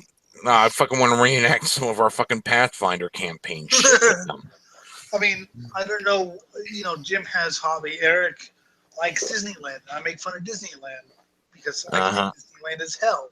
But you know, people make fun of me because part of what I do is I shit on bands that I don't like. And I know people, including some of the people in the bands, why do you always talk about how much you hate bands? I'm like, because that's what's on my mind is how much this band sucks. Yeah. And people who actually get it are just like, piss off. Well, yeah, the one guy who's like a huge Cynic fan, he like eats, sleeps, and breathes Cynic. But even he's like, I don't care if you don't like Cynic. And I was like, yeah, good. You know. If you follow me on Instagram, not everything I post there is metal. Instagram, fuck you. I also don't always dress like a metalhead anymore either. I don't either. I usually wear racing shirts because I have more I don't motorsport. always dress like a metalhead, but that's because I have to go to work. I wear racing, mostly motorsport t-shirts, cargo pants, and shoes that, for some odd reason, I never need to retie them. Their laces just stay tied forever. Some days I feel like dressing like it. Other days I feel like wearing something nerdy or girly. Well, who cares? Yeah, really. You know the story of the pink girl. You're caring. This is just mind-boggling that she cares this much and she's not realizing she doesn't have to be friends with everyone. Well, you know the story about the pink girl that I told you about. We were at some basement death metal show, and my friend, the late lamented Johnny Puke, saw this girl in all pink just hanging out, and he goes, "Oh, I you know, because you don't see a girl, you know, looking like Barbie on crack." Mm-hmm. And she goes, you know, and he goes, "Oh, I'm guessing you're a you know, girlfriend of one of the, you know, band members or a sister." And she goes, "No." Like, "Oh, you just want to, you know, get guys," or? And she's like, "No, I like the music." And he goes, "How could someone like you like the on the ground, on the ground, teeth missing?" And then of course he goes, "Would you like to join us?" And she became a friend, you know, because she likes grindcore and death and black metal, but she dresses, you know, supremely girly. Oh yeah, so, I'm all fine with that, and I probably would have had the same experience looking up the ceiling, like, wow, my jaw hurts. Did that just happen? This is awesome. And I had marry you. Yeah, the same experience. I said the same thing, and my 6'2" body was then on the ground. Mm-hmm. Yeah. Here's the thing, right? If a woman hits you, the best thing to do is to turn around and just look them dead in the face, draw a little smirk across your face, narrow your gaze a little bit as you look in their eyes, and say, with a straight face, 1, thank you, mistress. Watch them not go for a second. I don't think this girl would actually have like reacted. She'd just been like, he is one of us. You shouldn't have to always dress like a metalhead to prove you're one. True statement. I don't have to. I mean, you know what proves that I'm a metalhead? Would open my mouth. As you saw a Metal Gate when I started talking about metal, because I thought, okay, I'm going into this thing, and although it's called Metal Gate, I bet you nobody actually knows metal. So you know what I'm going to do? I'm going to go in and I'm going to fucking show them what metal is. And then you bumped into me, and it's like, oh, that's some good shit there. Here's my shit. Oh, I never heard of that shit. Yeah. Or the other one, when she hits you, do the same thing. Look at her, and you say, when I'm at my job later, I'm going to think about that, and I really will be hard at work. Yes. And once again, she'll be like, he is one of us. I could be wearing a pink lace dress and be listening to Sabaton. Oh, hello. Oh, Jim in a pink lace dress. I've worn a purple one on camera. I've shown you the links. Oh, God. You weren't supposed to tell anybody about that. That needs to be the thumbnail of the video. Oh, God. If you can get that, Jim, that needs to be the thumbnail of the video. Oh, God. I got pictures of that shit, yes. Okay. Just see how many people will look at it and go, my eyes, I'm blind. And yes, Sabaton is awesome. And if you disagree, I will beat you with a chihuahua. One time, a heavy metal page that liked to post brutal heavy metal only decided to follow me on IG. I accepted the request because, hey, why not? Less than 24 hours later, they unfollowed me, and all I could say is, what gives? Am I not metal enough for you? Why are you caring? Well, yeah.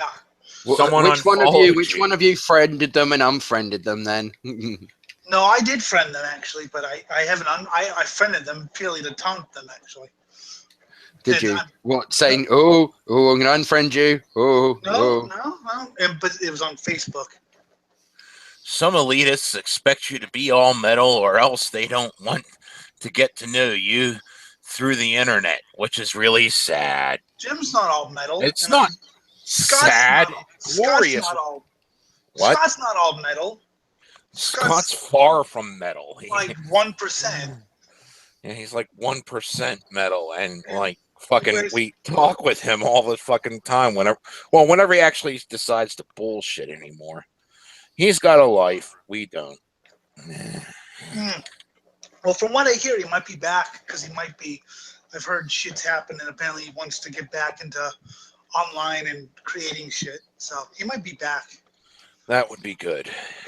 I don't know what happened. I don't want to know, but that's just what I've heard is that he apparently. So yeah, some people expect you to be all metal, else they don't want to get to know you through the internet. Good. Then you probably don't want to hang with them. Well, I don't talk about motorsport with you unless it's something like that I really want you to show on the show, because you don't know anything about. I mean, you don't know anything about motorsport. You'll sit there and I'll see your post saying, "Oh, this is fucking awesome about this driver," and I'm like, I don't care. Yeah, whatever. Just scroll right past, and then like you literally don't know who the driver is. Don't comment on that, but now he's talking about something stupid. Oh, politics. I could fucking bitch with him about this all day. What's that, Chazzy? I said, yeah, we'd just be sat there like going, don't give a shit. Yeah, like, he's this driver, don't give a shit. But it's the same with Jim. Jim has interests in, video games and shit that I don't care about. Yeah, I mean, this is the thing. There's nothing which is a good enjoyment or bad enjoyment. Obviously, as long as it follows the few basic principles, which are that obviously everybody's consensual and that everybody's okay with it. As long as it follows, so long as it follows that, as long as obviously those that are getting hurt from it are people who want to get hurt from it or consent to the possibility of getting hurt, then that's fine. I have a better example. You and Chavez talking about Star Wars on the group chat, and I was reading it going, I am so bored right now. So why am I reading this? I am so fucking bored because I don't care about Star Wars. Star Wars has zero interest to me. But yet, I didn't, I think I made fun of you, but, I let you guys talk and shit, because I don't care. What, Hugo Chavez is in former leader of Thingy, Hugo? Yes, Hugo Chavez is in the, isn't he? I'm just bewildered after that last statement. The author makes the statement, I thought everyone was willing to share what else there is to their life. Well, what if all there is to their life is metal? Sometimes I will even fucking avoid people who are nothing but metal. Why? Because they have no life outside of it. And half the time those people have tastes in music that suck. Wait, Jim, if you can ignore everything I've said about racing for a minute, what's more to life than metal? Metal is the fucking great thing to aspire to. But it's just funny because I was waiting for some. Wait, you just said you like racing, and I was like, shh. Yeah. Shut up! Don't ruin the joke, you bitch. I did. Oh, for a second I thought you said you like races, and I was like, I'm partial to only a couple of them. Yeah. What are you, racist? Exactly. Anyways, I'm not racist. I think everybody should own a black person. Anyways, metal people don't always wear black, yet I know some who always do. Don't worship Satan. I'm the show with someone that does. Only posers. Wait, yeah. They don't worship Satan. Are not evil. At least two of us here are. I know, so, or, I don't think the term. All right, I don't like the term evil. Right? It is triggering, and it comes with negative connotations. I have to really piss right now. that we should be using. I will fly to England and piss on you, Chaz. I think no. Come on, just hear me out. There, I we think are ungood. No, the good. real fucking word that should be used is differently moraled. Differently moraled. Yes, we are differently moraled. Personally, I find this double plus ungood, but you know, whatever. Metal people do not want to kill people.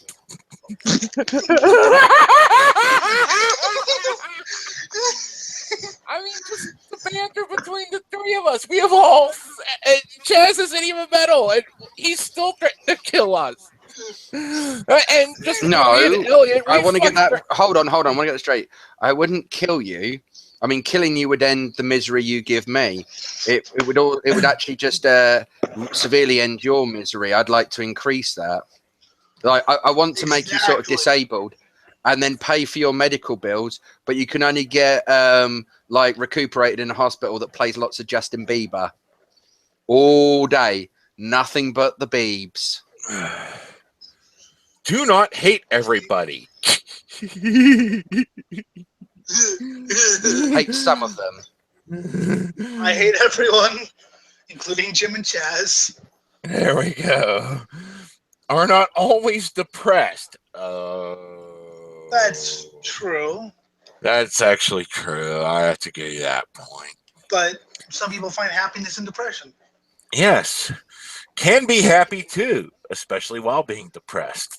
Well, you've seen me when I listen to something like when I listen to Shining, that band, you know, I was utterly happy with the depression. I was like, whoa, dude. You know, you've seen me listen to men. I mean, I was like, okay, Jim, I'm playing Angel of Death. Don't talk. Don't talk.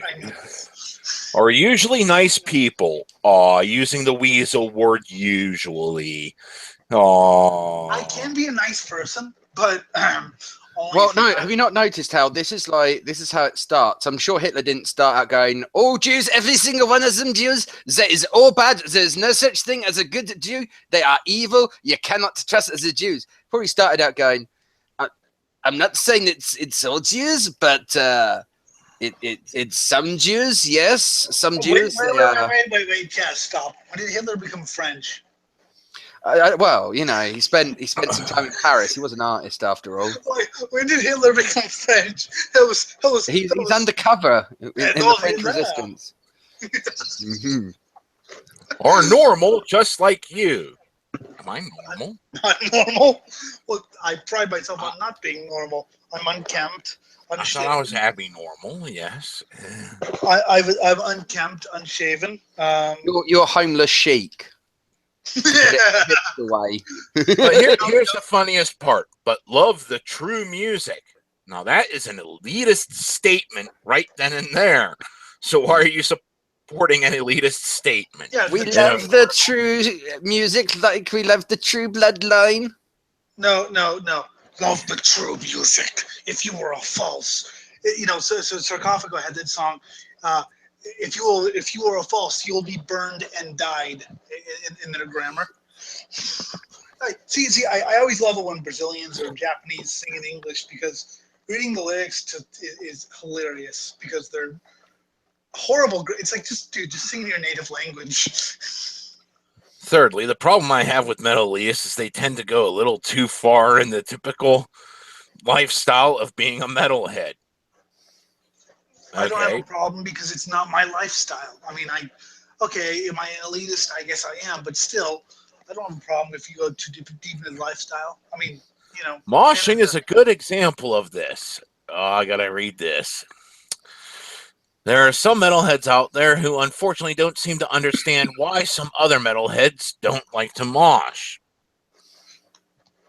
Okay. Yeah, and sometimes I don't mosh. Sometimes, like at the Slayer show, I will sit there, stock still, and just let the music wash over me and just go into another plane of existence. At Deicide, I didn't mosh. Because if I did mosh, I would distract myself from the music.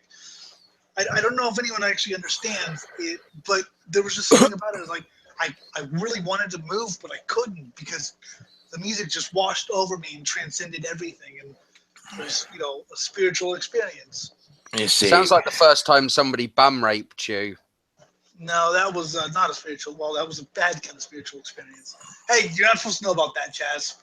See, I love the mosh, but there are times where it's just like you said. I just want to have another experience with the music, Like, and just sitting there listening to it, or sometimes just sitting there in the lawn smoking a bowl to like some really kick-ass tunes blasted at deafening decibel levels. It's like fucking the thing to do. yeah, exactly. I don't always want to mosh, but sometimes I'll get out there. And me moshing is pretty much like a tank because I'm big, fat, and blind. Mm-hmm. And you know, the whole thing is I'm starting to get fucking old, so I can't do it as often as I used to. I used to be able to fucking mosh from beginning to end of a day-long concert. Now it's like, okay, I could get like about maybe 10 minutes in, then I incur too much damage and have to sit there and catch my breath because I smoke too much. Yes, and then I would call you a pussy, and then you're like, wait, you haven't moved all day, and I'll be like, I'm too lazy. There we go. Some metal pages post memes about mosh pits, and I try to ignore them because it's not my thing. Memes, fuck you. Memes. You're upset over memes. Once again, you're a poser because you care too much. Learn apathy. I'm sorry, but it's just every time you say it, it's just for a brief second I go, memes? What the fuck are memes? Yeah, well, each and every time you say it, my brain forgets what you mean by memes, and it's every single time. Why don't you learn to speak the goddamn English like us Americans do? We invented the goddamn language. Sorry, I speak English traditional, not English simplified. There we go. That's glorious. And you win that round. You got an English elitist here. Oh, God. Oh, burn the bridges. Yeah, well, you're from the north. I'm from the west. I can make my grammar as shitty as possible. I don't comment because I don't want to be attacked by elitists and be in tears over it. I don't comment because I cease caring. Stop. Read that one last time. I don't comment because I don't want to be attacked by elitists and be in tears over it. In tears. In tears. I find it funny that people can now be brought to tears by something some fucking pleb says on the fucking internet to them. It's... In 2015, do you remember, Jim, when the band Nuclear Hellfrost desecrated Diamond Darrell's grave, or Dimebag? And I posted, well, you didn't know me then, but I posted, fuck Dimebag. And I'm still getting death threats from Pantera fans almost 2 years later. But brought to tears by a comment.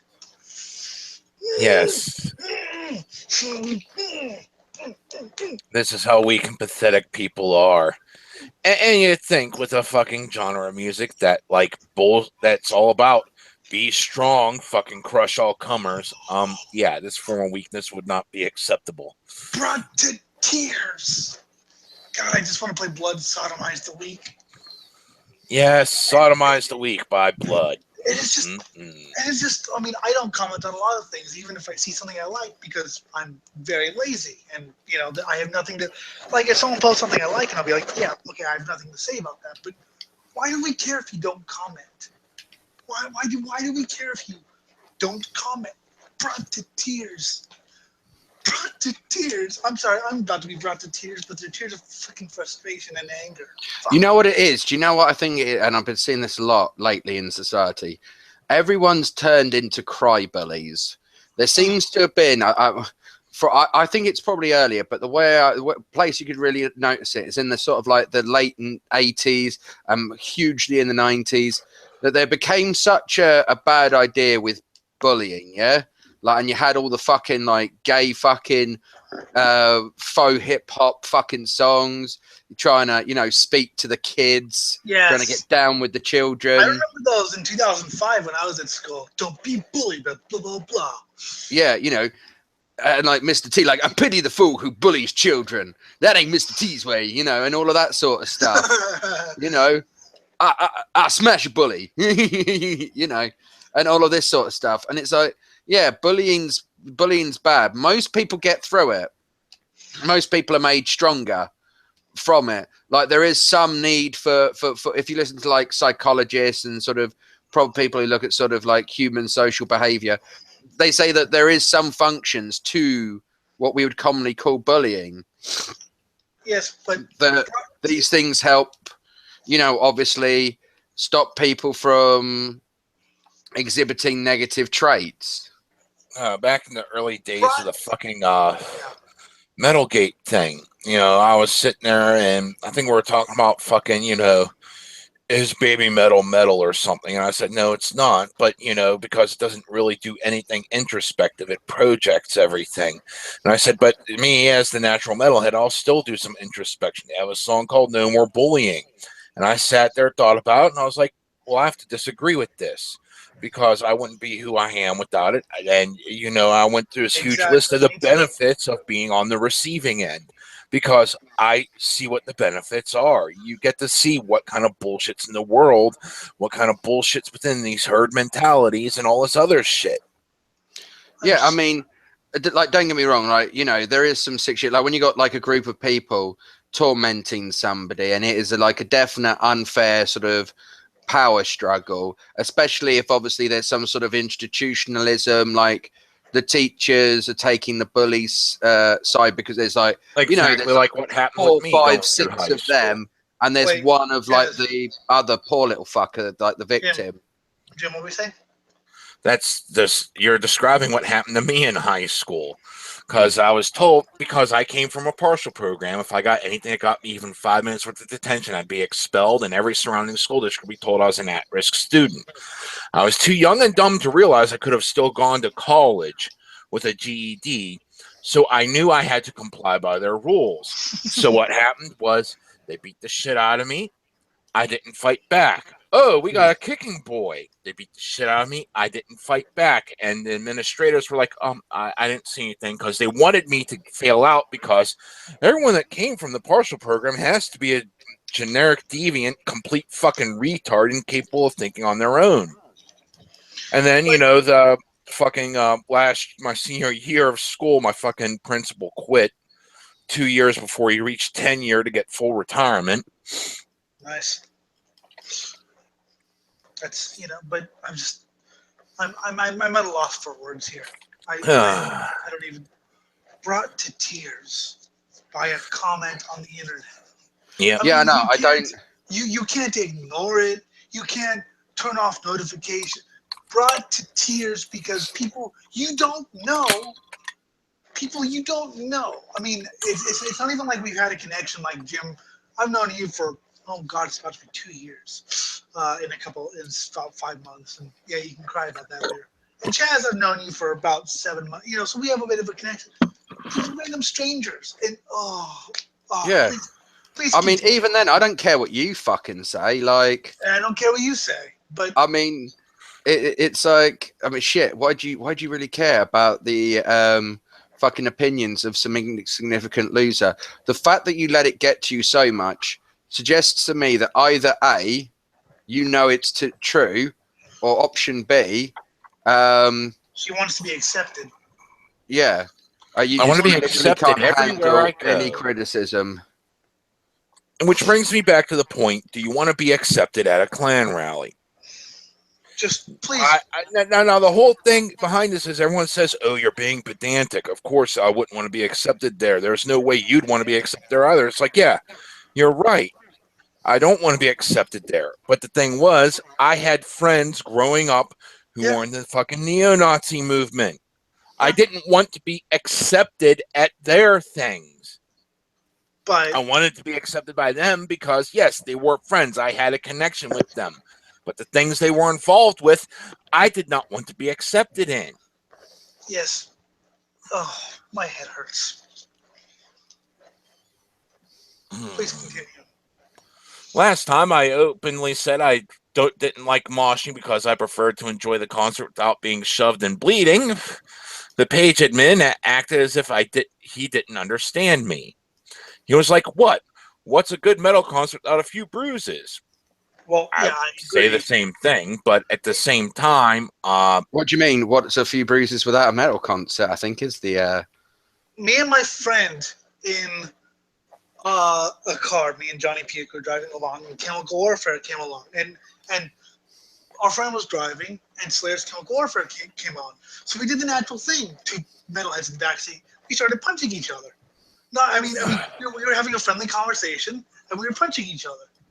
And the driver was just like, yeah, okay, that's what they do during Slayer songs. But it was literally like, punch. So you want to go get a burger? Punch. Yeah, sure, punch. What do you know? And that wasn't even at a concert. That was just in the car. Fuck, there was this time when I was fucking 17. Walked down the street, this one guy I was talking to, and like, we were talking metal the whole time. Then we just started fucking singing along lyrics with, I think it was Battery. Yeah. We were just singing along. There wasn't even a song playing. We were just singing the lyrics by ourselves, and we just started moshing in the middle of the street with no music playing. I bet people gave you some interesting looks. Oh, yeah. We did. The guy's lawn we were doing it on.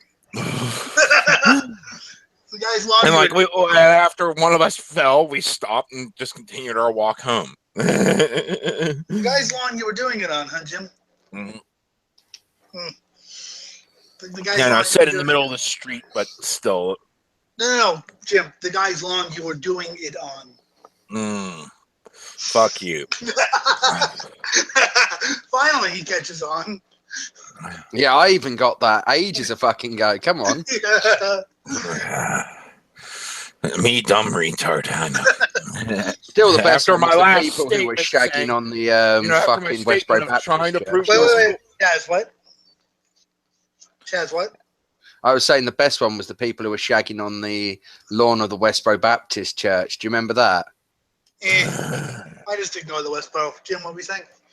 And I was saying, right after my last statement, I was saying I had to prove my school district I wasn't a retard and got on the math team and all that shit.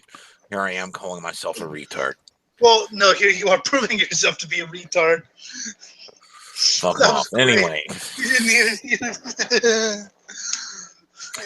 No thank you, sir. I would rather have a good time at a metal concert and leave without a bleeding nose or broken ribs. Well, that's your prerogative.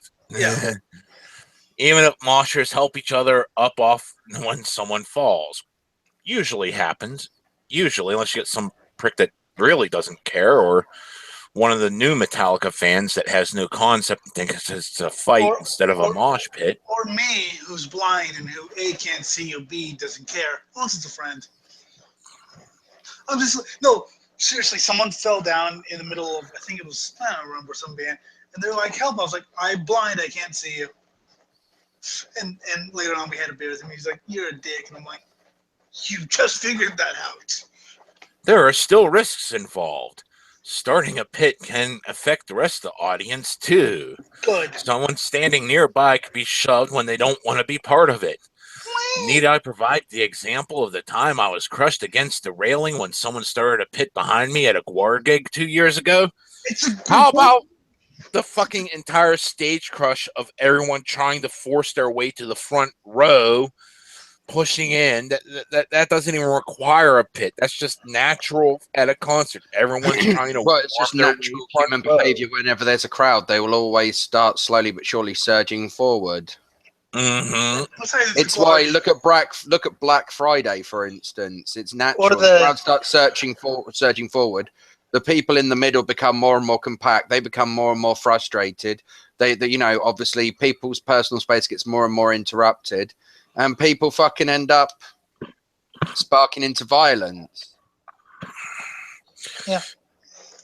Plus, it's a Gwar show. Yes. People also drink at concerts. What if someone fell down, hurt themselves badly, and some goers are too drunk to see what happened?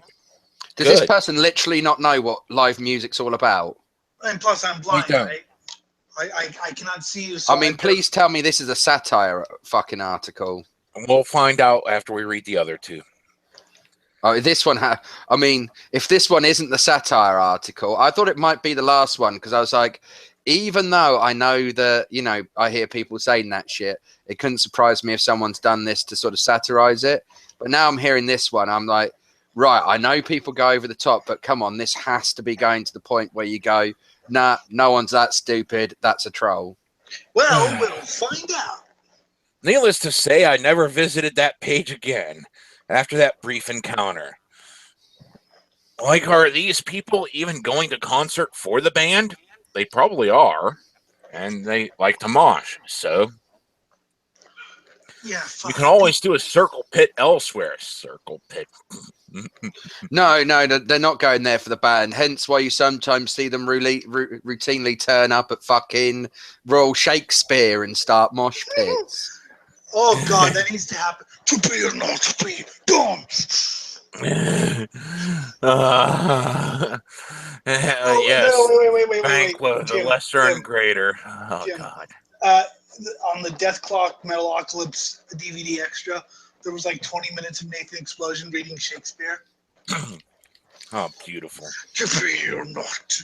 Oh, okay. See, at least they're teaching people the classics. I don't see Justin Bieber bumming out with fucking Shakespearean sonnets. There we go. Well, metal, a lot of metal is based on class, you know. A lot of metal actually. Moshing isn't for... Okay, just getting back on point here. Shut up. Moshing isn't for me, and in fact, I sort of knew it wouldn't be when I was just getting into metal. Growing up, I've always been intolerant of being bumped and shoved, so I probably wouldn't last in a pit without getting irritated and yelling at people to stop bumping into me. In which case, they'll usually do it harder. I mean, yes, we'll pick you up, but basically, as I told you, if you beg for mercy, But I'm sick of other metalheads who openly admit they don't mosh only to get attacked by elitists who are like, just need to go. "Oh, why you don't mosh? You're not a metalhead. You're a pussy." And I guess this person is. I don't care if they attack me for not moshing all the time. I don't care. Yes, this person's a pussy because they don't have the apathy on. They care too much. It's just, I don't care if people make fun of me for liking flower metal, as Jim does. And I make fun of him for liking KMFDM because they're a shit band. Whatever your reason for not moshing is, I'm sure it's understandable, just like it is for myself. I really don't care if it is or isn't. You don't feel like moshing, I don't give a shit. Yeah. The bands I listen to, their music isn't aggressive enough to trigger a pit. But when I go to a concert for the band and the music, I'm jumping, I'm headbanging, and singing, and that's what makes me happy. Good. What makes me happy is whatever makes me happy. And yes, I listen to lighter bands that you can't really mosh to, but I remember Deicide, there was a pit on the second floor, where the seats were, because that's how much everyone loves Deicide. Not only was there a pit but there was another one. I was getting tossed around, and because I was sitting there because I was enjoying it. I was like, yeah, this is cool. Fuck it, there was. I'm not saying that all metalheads who listen to more brutal metal are like this. I'm sure there are plenty of them out there that respect other tastes. But we cannot allow superior elitists to divide this community. What community? How can you divide something that does not exist? You're dividing by zero here. Because people want there to be a community. People want it. It's us against them, brother. Yeah, fuck you. It would be nice to ensure that everyone in the heavy metal community feels welcome.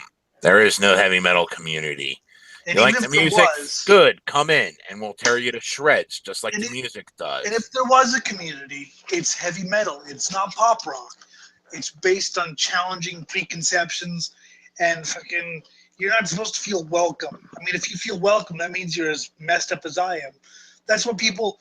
I always hate people who go, metalheads aren't evil. They listen to classical music and they're like classical musicians. Yeah, there are some, but there are some demons. Yes, and okay, so that was Article 1. Here is Article 2 of our game. The shadow over metal. How a genre's inability to police itself has reached a breaking point. Yay, inability to police itself. I want to try a thought experiment.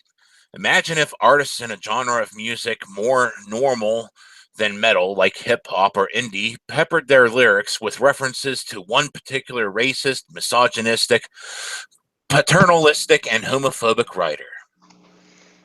Okay. The metal community would be outraged. No. What community? Well, even if it was, I wouldn't care. Because I don't listen to hip-hop or indie. I know. You'd never hear the end of it. It would be like Ghostbusters all over again.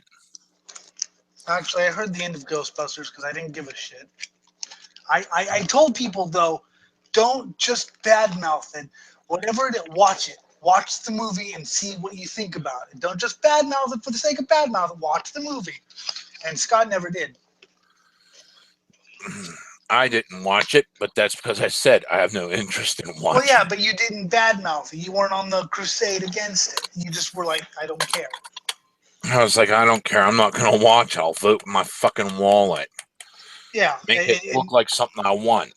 But see, the thing is that you weren't on a vitriolic campaign against it. That's why I said to Scott, because he's like, oh, Ghostbusters. And I was like, do you know, watch it. See if you like it or not.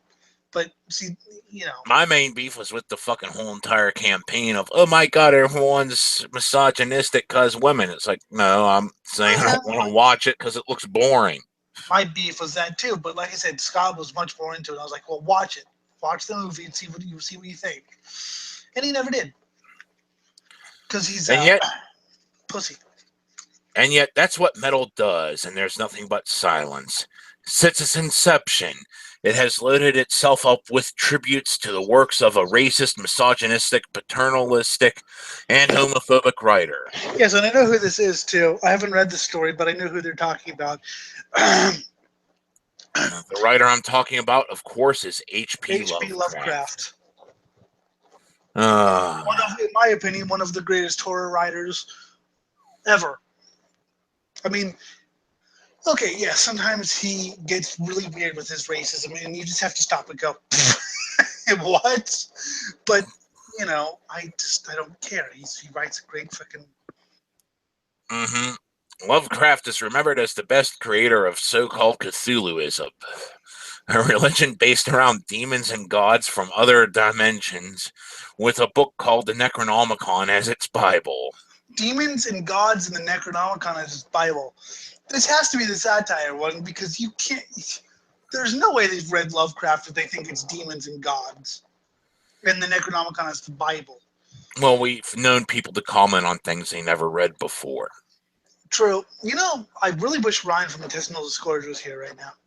Because you remember he was, we talked about Lovecraft for like 15 minutes. Creator probably isn't the best word right now.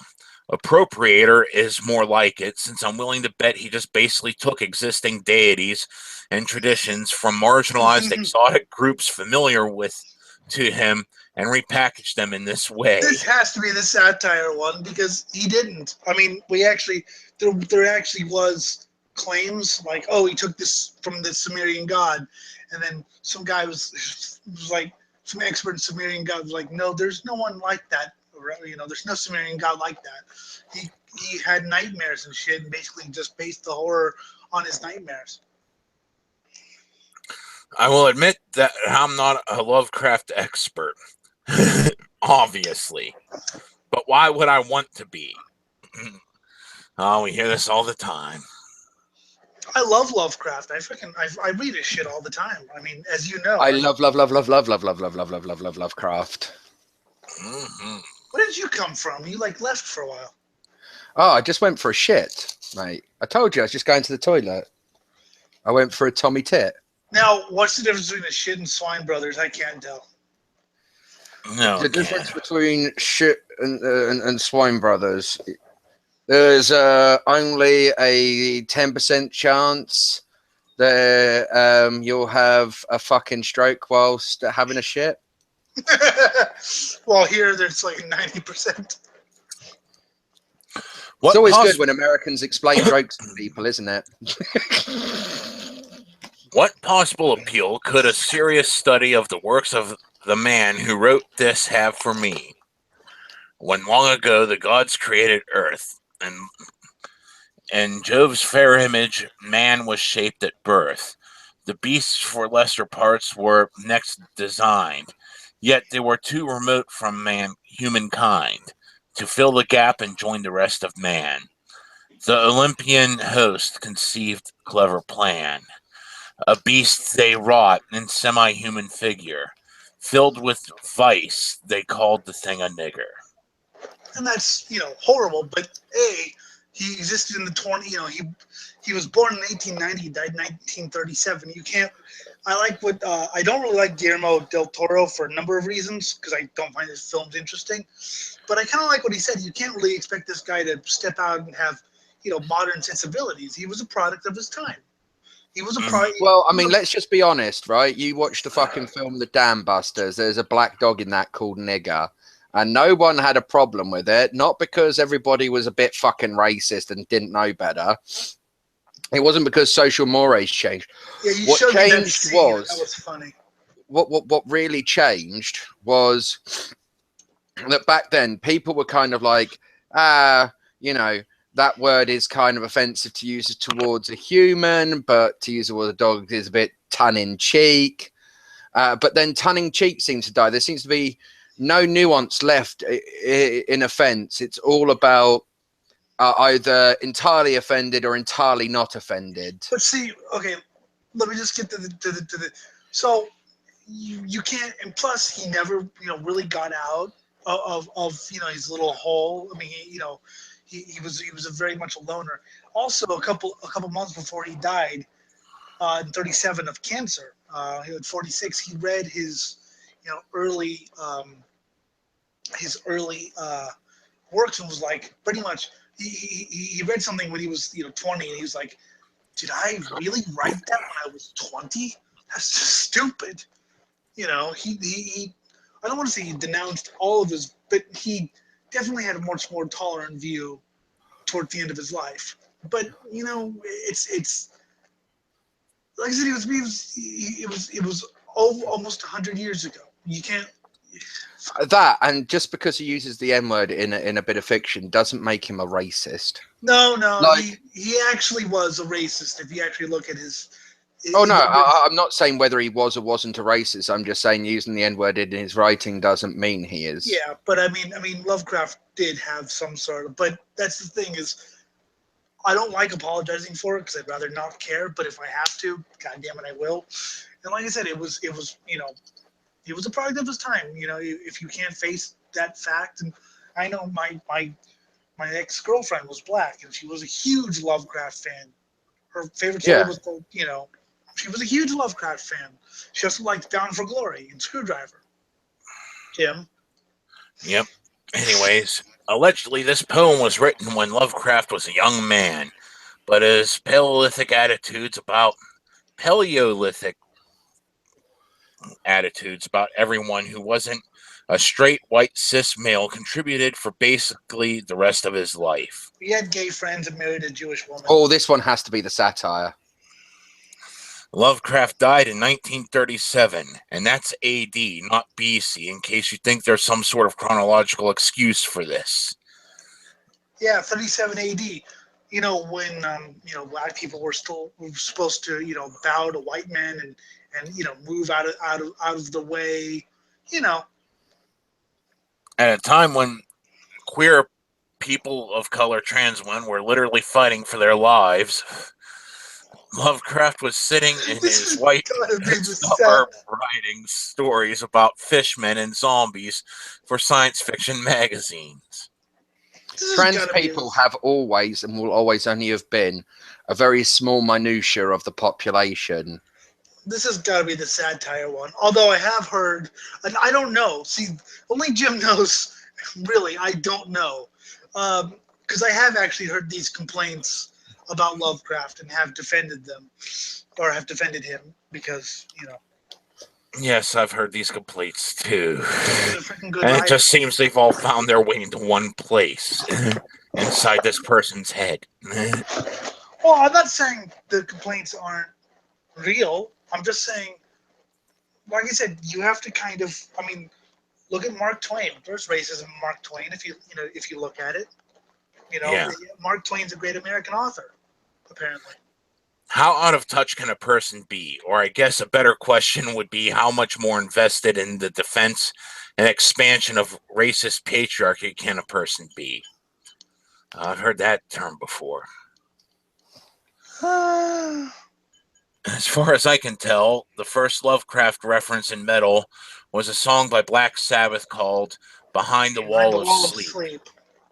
Actually, Coven released their album unassociated with Dunwich Productions, but Coven never gets love because Black Sabbath stole their. From the very beginning, then, this guy has been intertwined with metal.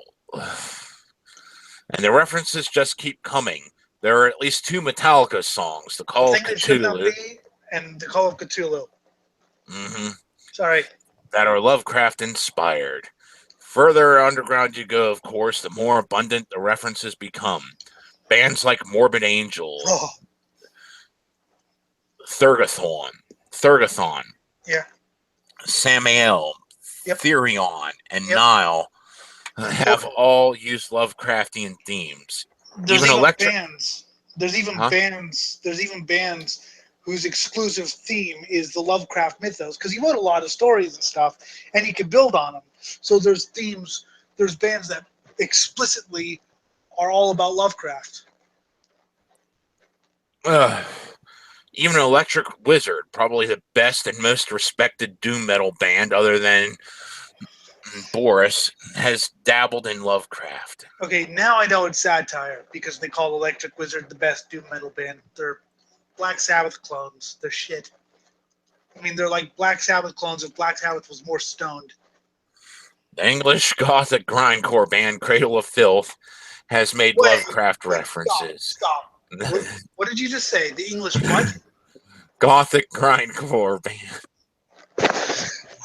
I could accept black metal even though they're not anymore. I could accept, because their early stuff was black metal, albeit a sympho. Grindcore, no. I mean, one of the guys is Extreme Noise Terror, but the gothic grindcore doesn't even make sense. I've actually heard people claim they're metalheads and actually called Cradle of Filth grindcore. I've heard people who claim they're metalheads and call Cradle of Filth black metal, even their new stuff, which, although I actually like their new stuff, I'll disagree with, but grindcore. Yes, that was my reaction whenever that person said it too. Air, need air. This has got to be the fake one. Let's face it, metal has failed to police itself. The worst part is I've heard a lot of these arguments before. I know, I have too, but just the way it's written, it's either fake or done by someone with as much knowledge of metal as Charles has.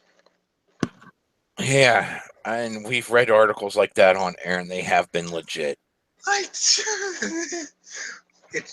fake, and I'm only saying that for the sake of my sanity. And once again, I don't know if it is or not. Jim hasn't told me. Sure, not every band writes songs about Lovecraft stories and gods, but you don't see them rushing out to condemn the ones that do. I've seen that argument before several times, including some people calling themselves Poser Disposer and shit. Well, Poser Disposer's a band, but I missed him, actually. I came on just as he left. Mm-hmm. The conspiracy of silence is like being an apolitical or neutral German in the 1930s. Neutrality is complicity, and it is disgusting. I've heard that argument many, many times. I've heard that argument. I'm reading about the fucking Third Reich right now. Mm-hmm. And I'm what, fuck.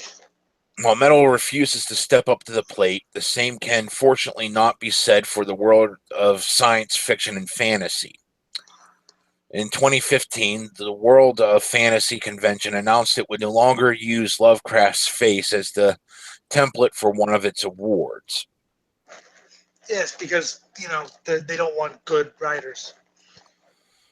While, of course, these genres of fiction have a myriad of issues not really worth going into, beyond Lovecraft, they're at least on the right track to erasing one of the most detrimental influences on modern mass media.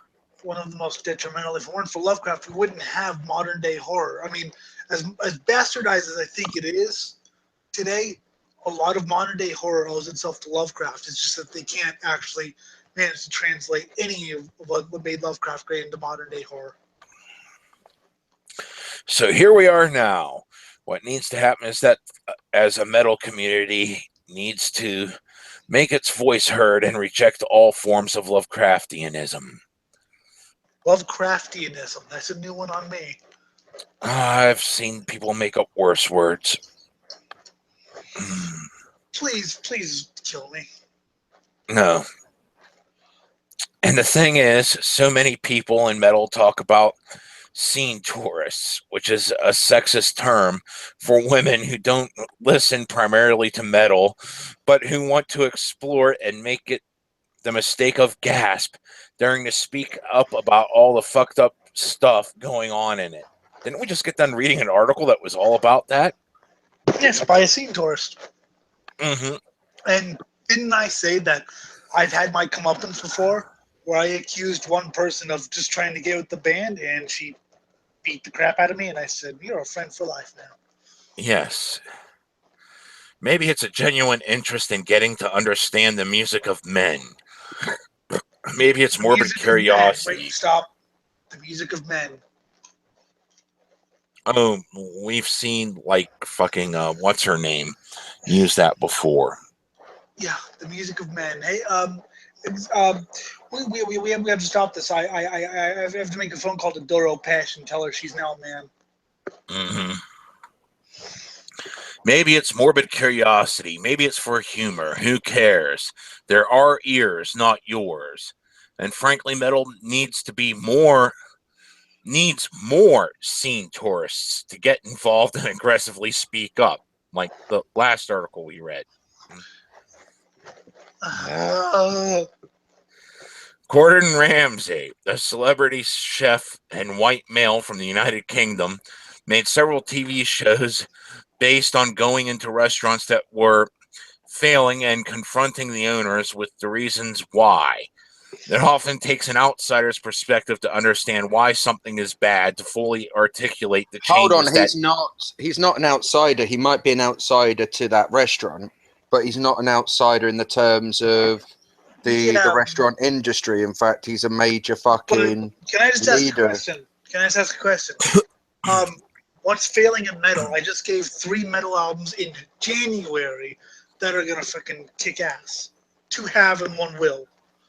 Come on, let's be honest though. The metal genre as a whole it isn't one of the most popular genres, not as much as it used to be. Good. I don't want it to be. Yeah, we don't want it to be popular.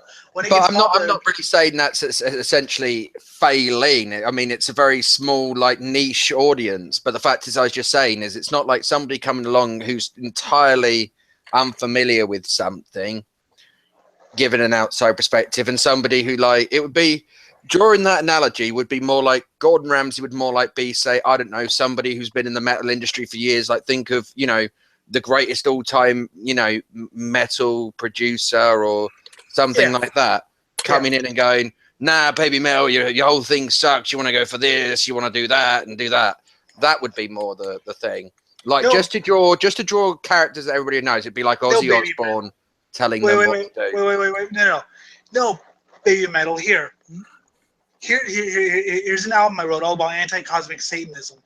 No, but I mean, you know, what's wrong with metal not having this? I mean, we every time metal gets into the mainstream, with a few exceptions like Master of Puppets, it's been shit.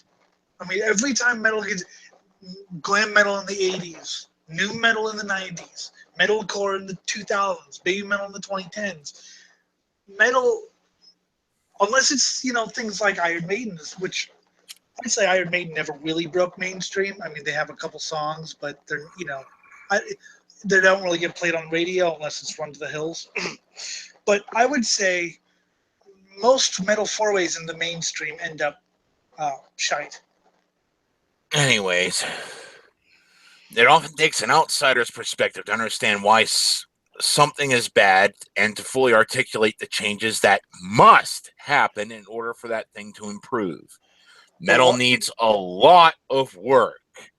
Metal doesn't need any. I mean, well, don't get me wrong, right? I'm gonna agree with this person that obviously these sorts of things they can evolve, but I mean, in the evolution of these things, it's only going to be by people who are in the community. It's not going to be by a bunch of fucking outsiders who are a fucking bunch of outliers. Like, Carlo from Carcass is like, do you need? I don't really see metal as a lot of the metal today bores me, and I'm like, well, that's whatever, but I'm still excited by I'm still as excited by new albums as I have been by old albums. I mean, like I said, the new Gravedigger album, the Wolf Craig, new Creator, new Belphegor later in the year. I'm still as excited about those as I would be excited, hearing their first album. So, in my opinion, there's nothing really wrong with metal. It's just, people are idiots. And the first thing that needs to happen is for the genre to throw Lovecraft overboard and to close the book on the Necronomicon forever. No, ain't gonna happen. And not least because I pretty much write my entire music based on Lovecraft. And the third article in this game, men explain music to me. Are you buying this for your boyfriend? Okay, wait, stop. I have to say it's hilarious hearing Jim read out female articles in that smoke-kissed voice of his. I'm sorry, I find it hilarious. And me, I think tar-laden is probably the better word than smoke-kissed. Tar-laden. I was being nice. Me in a pink dress. Mm-hmm. Are you buying? Yeah. Are you buying this for your boyfriend? What'd you get? Saxon Japanese import, a Planksty record, and babe, you've got to go in there and check out this sweet Ride the Lightning picture disc I found. It's fucking sick. Pricey though. Saxon's good, but they're not extreme. And Ride the Light. Yeah, okay. I know women who like Metallica and Saxon. Then again, I also know women who like Archgoat. Alrighty then, you watch the dog. Be right back, I replied, leaving my boyfriend and our big antsy puppy on a bench outside as I headed back into the little record store. It was my dude's birthday, and upon hearing the excitement in his voice as he described this particular LP's intricate cut-out sleeve design, I'd immediately decided to buy it for him. We both love records, but he more so than I. Even as I stealthily fill every corner of our apartment with books, he silently counters by adding to our unwieldy vinyl collection. Good for you. We generally like the same kinds of records, too. Though his new wave of British heavy metal LPs are starting to outnumber my black metal and country ones. Country. Country. But I like NWOBHM. Mm-hmm. And black metal. How do you listen to black metal and country? I mean, the Nurgle from Behemoth did the blues thing, and I showed it to people. And like I said, I'm not going to rip on him because he's doing his thing and he's doing it, but I thought it was shit. There we go. So it was the most natural thing in the world for me to pop in and buy something that we could enjoy together. The person selling it didn't seem to think so, though, despite the fact that I look pretty much exactly how one might expect a heavy metal fan to look. Uh-oh, breaking the fucking first article's rules. Long hair, tattoos, piercings, black jeans, band shirt, leather jacket, and so on.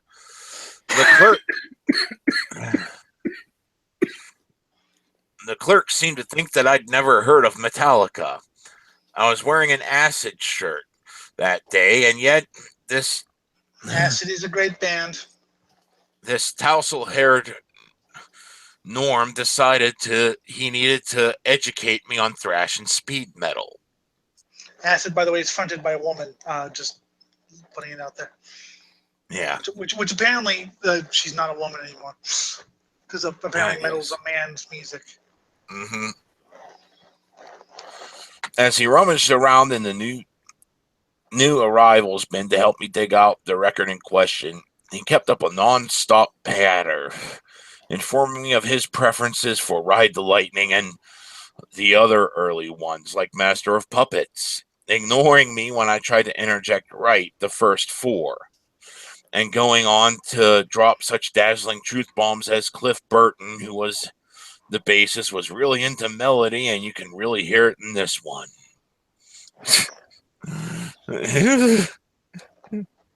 Yeah, whereas I've gotten music from women at record stores, and and I literally walked over to the counter with one, and she, who also became a friend in the Puke Gang, because you'll see why. She's like, Poser, why didn't you get the early one? I already have that one. Oh. And it was like, oh, okay, well, you want to be friend now? And so she, exactly. yeah, so I've had women do the same thing. The funniest cashier experience though was when we were at Amoeba, and I bought Carcass's Reek of Putrefaction and Anal Cunt's 40 More Reasons to Hate Us, and my sister bought I think a share tape or some shit. But the cashier looks at it and goes, because I don't know if you've seen the Carcass Reek of Putrefaction. It's the autopsy covers. The cover is a bunch of autopsy photos, quite graphic. And the cashier just looks at it and goes, "Oh my god!" And I jokingly said, "Now you have to guess who's buying what." Yeah, I know. That was kind of his thing. I edged in, wanting to end the interaction before I started seeing red. Anyway, my dude is going to love this. He was freaking out about it out there. Oh, you're going to buy this for your boyfriend, he said with satisfaction. You're one of the good ones. I stared at him. The run along now, little girl, was implied. Because one person is a moron who only mentioned Metallica, not because if someone bought Ride the Lightning, I'd be like, have you heard of X obscure band from '84? They were much better than Metallica, and I even like Ride the Lightning. Yeah. I'd be like, oh, you're buying that. See, personally, I don't do picture discs because I don't really, I'm blind, B, I just, I don't really want, 8 versions of the same record because money. Mm-hmm. But it's like, what, you don't have Ride the Lightning? What the fuck? Oh, you already have it. Yeah. By that point, I'd had enough and decided to break with my usual goal of not being that guy and drop some fucking names. You should have dropped some fucking names. Much earlier. I would have been like, no, I don't know what you're talking about. I was just listening to the first Mantis demo. Mantis later became the band Death, with Rick Ross and Cam Lee on guitar and drums. They formed the band Massacre. Mm-hmm. God. I can't help doing that. I mean, people always think I'm a show off. No, it's somebody once called me I said a childlike enthusiasm. And it's true. I can't help but drop names. If someone mentions Metallica, you don't want to mention Metallica because I'll go into shit about the demos and Lloyd Grant and Dave Mustaine. Mm-hmm. And say, have you heard the fucking demo where Mustaine was fucking killing it in ways that they couldn't kill it on the fucking actual release? And I like Kill 'Em All. I love Kill 'Em All. And I still think Mustaine was a better guitarist. No, wait, Dave Mustaine was in Metallica? Yeah, and it was a demo with Ron, not Cliff. Wait, Cliff wasn't the original bassist? Yeah. When he launched into a diatribe about how much Lars Ulrich sucked and how irrelevant the band is now, I smiled sweetly and said, well, actually, I interviewed him for work the other day, and he was really down to earth and friendly. But that he does suck now, and he is irrelevant. Why are you trying to defend him? I don't know. I don't saying yes, he is, even though in person he's down to earth and friendly. I know a lot of people who are down to earth and friendly who I hate their music. I mean, some of my friends. Yeah. And some of my, I met, God, who the fuck did I meet? It's like Anarcha met Sarkeesian, Anita Sarkeesian, and she was nice to him. But it was like, yeah, that doesn't mean she's not a complete lunatic. Yeah. The new album's pretty solid too. It's passable. Two good songs. It's just fucking weak. It's Passable, but it's got two good. The first and last songs I think are decent. Other than that, if you get a chance to hear it, you should. Yep, I did it. I actually'd him. See, well, that's making up a word. Actually'd. Well, see, the problem she is having is that anyone could make something up and say they interviewed. Hey, James, I had lunch with James Hetfield yesterday. Anyone could make it up and say they interviewed somebody. So whether you did or not, he doesn't fucking know. How am I supposed to know? Okay, so we got fucking let's see here, George Corpse Grinder, fucking Hunter Jackson, or Weird Al Yankovic. Who have I met? Oh, Weird Al, of course. the one I haven't met, yeah. Well, okay, we've got Dave Brockie, Seth. Actually, we got Dave Brockie, Seth Putnam, Scott Ian, and Tom Araya. Which one have I met? Tom Araya. Yeah, the one I have. I actually did meet Dave, or not really meet him, but we talked online. We were supposed to meet. I did meet Seth once though. And I met Scott Ian in a parking lot, and he didn't seem to really be in a hurry, so I asked him all about SOD. Didn't utter a word about anthrax. Didn't he ask anything? He's like, wait, why aren't you talking about or he didn't ask, but I could see he's like, wait, you're not talking about anthrax? I was like, fuck anthrax. I'm not proud of it. There's nothing to actually be proud of here. See, I can't help showing off. You're just one-upping someone, okay? And yes, it's fun for a release, but what? I told you about the one person who we talked to, and he asked, who I was, whatever. And my answer was, "How inquisitive and delighted you have inquired who the hell." And he sang along. I was like, "Yay, Guar fan." Yay. But sometimes you gotta hold your nose and shut that shit down. It was worth it for the look on his face and the way he immediately quieted down, muttered, "That's cool," and started wrapping up my purchase. Probably because he thought you were just boasting about random shit. Yeah, whereas I would ask follow-up questions to make sure you weren't. Mm-hmm. Because, I'm a dick. All of a sudden, he didn't want to talk about music anymore. Probably because he's like, oh, you're gonna act like you're big, mean, and badass. I mean, even though, yeah, you probably did interview him and all this shit, there's no way some random schlop would know this. No, but okay. And you're talking about someone that's ultra famous, and Well, and okay, he was being pedantic and shit too, but it was just like, well, no one really wins here. Yeah. As I handed over my card, the air thick with quiet tension, I thought about the last time a record store clerk had talked down to me like that. Sometimes I'll get actually good recommendation. I went to the counter at a record store with some death metal, and the guy at the counter's like, I know you already bought shit, but do you guys? He recommended me. I think it was the first Blasphemy album. He's like, it's really good. It's called Fallen Angel of Doom. I was like, I've got $10 extra. So I rushed, and that was one of the best purchases because some random dude in the record store was like, yeah, you guys like this. I know you already, got, but you should really listen to the I don't know if you've heard the band Blasphemy. I was like, I have just enough money to afford it. That was an awesome experience. Oh, fuck. When I fucking went up to the record store to buy fucking the Elstrom fucking live CD, the guy at the store's like, oh, yeah, pirate metal, the best thing ever. And I'm just like, yeah, whatever, dude. I like it. I don't like the I live. like it. I liked it enough to buy it, but I'm not sitting there saying pirate metal whenever.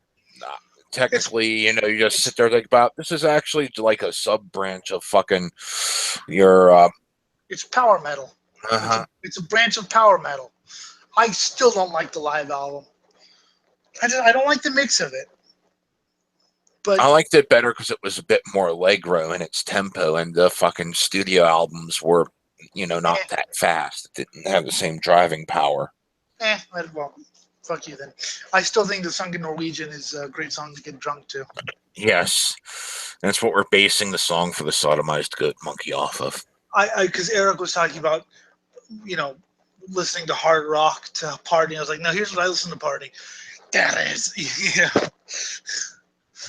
I like Ailstorm. I didn't like them at first until I got into like folk and power metal, and I was like, this is actually really good. It was a few years back while I was slinging merch on tour with Black Tusk. Black Tusk is kind of a shit band. We were in Tulsa or something like that, a dusty Midwestern city with a small but dedicated metal scene. And I was delighted to stumble upon a record store right by the venue. Buying records is still one of my favorite things about traveling, and it was even more so back then. Yeah, I enjoyed, thrift shops, random places, or going to record stores, and I got the Funerus album in Poseurs or San Luis Obispo at this little store, and they're like, "Oh, we have I think it was, I don't know, it was Conceived in Sludge or whatever it was called," and I was like, "Fuck yes." I went in on my own and happily hunted the stacks for the better part of an hour before hitting the jackpot. A gorgeous mint copy of Svart Records 2010 double LP pressing of Reverend Bizarre's classic debut in the Rectory of the Bizarre Reverend. I am not a big fan of Reverend Bizarre. I mean, they're guys. They're not my style of music. I clutched it to my chest and hurried up to the register, all smiles. I'm so excited I found this, I gushed to the clerk, who looked up as I handed over the hefty album. He examined it for a moment, then asked kindly, "Are you buying this for your boyfriend?" Oh, you're going to focus on this whole entire "are you buying this for your boyfriend" spiel. I guess she is. What was that chick's response to you? "Are you here for the boyfriend?" Whap! Yep. That was her response. You're not giving the correct response. The correct response is left hook to the face. Yes, she's like 5 feet. I'm surprised she could reach my face. Yeah. I stared at him. That was impressive. The victimology's good in this one. Yes. What, are you fucking kidding me right now? Sorry, I didn't mean to offend. A lot of people buy records as presents. He stuttered, handing me my bag. They do? I shot him another icy glare. What, instead of clocking him in the face? Which is what she did to me, and to which I was like, let's party. Exactly. No one else from our tour went into his record store that day. Aw, they're all trying to stand in solidarity behind you. Or if he had other good shit. Which I would have stood behind you and pushed you firmly off the cliff. Yay. On that same tour, a kid came up to my table during a lull and decided to start talking to me about the other merchandise manager, who also happened to be a woman. He asked us what kind of music we listened to, and when I told him I was mainly into black metal and doom, he smirked. This kid, your stereotypical pimply, awkward teenage metal fan, clad in denim and baggy black pants. Oh, we're talking about the new Metallica fan. God, I fucking hate those bastards. Then proceeded to lecture me all about the genre, blissfully unaware he was getting details wrong and mispronouncing Euronymous' name, like a new Metallica fan, and probably like I'm doing because I'm not that familiar with black metal. I never figured out how to pronounce his name. I think it's just Euron. That's how Vic Hernandez pronounces it, but I just call him Euro because I don't want to look like a fucking idiot. Bear in mind, I was obviously a good few years older than him, and obviously extremely unimpressed with this lecture. Just like a new Metallica fan. Well, I still want to know what Metallica fans were thinking at the Big Four when Slayer played before Metallica. I mean, even 2010's 2011 Slayer still fucking powerful, even today. But I was just like, oh my god. I was stunned by how straight up rude he was being about it too. Whenever I'd interject or gently try to correct him, he'd dismiss me and kept on steamrolling like a new Metallica fan. I know people like that. I know people who like did you know like the fucking people ate each other? And I'll be like, no, it was no way, you don't understand. I was like, whatever. I have that at races too, where people come up to me and think they know everything about racing. A lot of times I'll just let them rant because I'm like, okay, you're drunk and you're not going to listen. I don't care. Whatever. Yeah, they used to race 2-strokes. I don't care. But it's just, yeah, that's what happens in concerts. You people who don't get it or don't know. You've done the same. Scott's done the same thing, and I had to correct him. Like, no, this is what happened. Because a lot of people do believe the myths. It was the kind of behavior I dealt with many, many times over as a metalhead with lady parts. But the older I get, the more it grates. Wait, I get the same thing because I'm blind and young, so I don't know anything about metal. So I get like people telling me how metal Tool is. God! My God. Why do people exist on this planet at all? See, Jim, this is why we need to do the show more often. You've softened, man. Your rage isn't at boiling point. Yeah, and if people... The less willing I am to put up with it. Yes, my rage is softened because I used to just... Oh, God. I'll tell you somebody... I didn't really like death metal, man, but then I heard band Korn. Stab. At this point, as a representative for the band, I couldn't be outright mean to him. He was a prick, but a prick who also was a potential customer. You could be mean to him because he is obviously not there to buy anything. Even if that pink girl was, if hey, after what she did to me, I'm buying whatever she's selling. Exactly. Some people like getting smacked around. So I had to think of another way to get my point across. I smiled to myself and realized the solution. I just needed to beat him at his own game or give him a left cross to the face, like I've done to many a new Metallica fans. And many people did to me when I was a kid because, Jim, when you're a kid, you think you know everything, and you shoot your mouth off online or in person, and people laugh at you. And people laughed at me rightly for thinking that Slipknot was metal in 2008. Whatever. I don't care.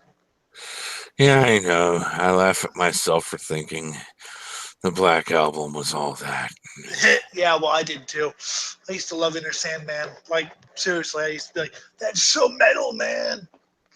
And now, now I can't actually listen to it. Like, I physically can't. It's just, exactly. I just can't. We did, actually. It was painful. Yes, it was. So as he wound down his soliloquy, I turned and pointed to the Bathory goat tattoo on my upper arm, and I asked him, if you know so much about black metal, I'm sure you can tell me what this means, right? It's a goat, duh. But what does it mean? I don't know, Satan? No, it's the logo for one of the most important black metal bands of all time. Get the fuck out of here, kid. Okay, if she just dropped the woman thing, I would completely side with her on this. And that's people at concerts think they know everything and try to lecture to me, someone who has no life and who basically spent the better part of 8 years, researching this stuff, okay?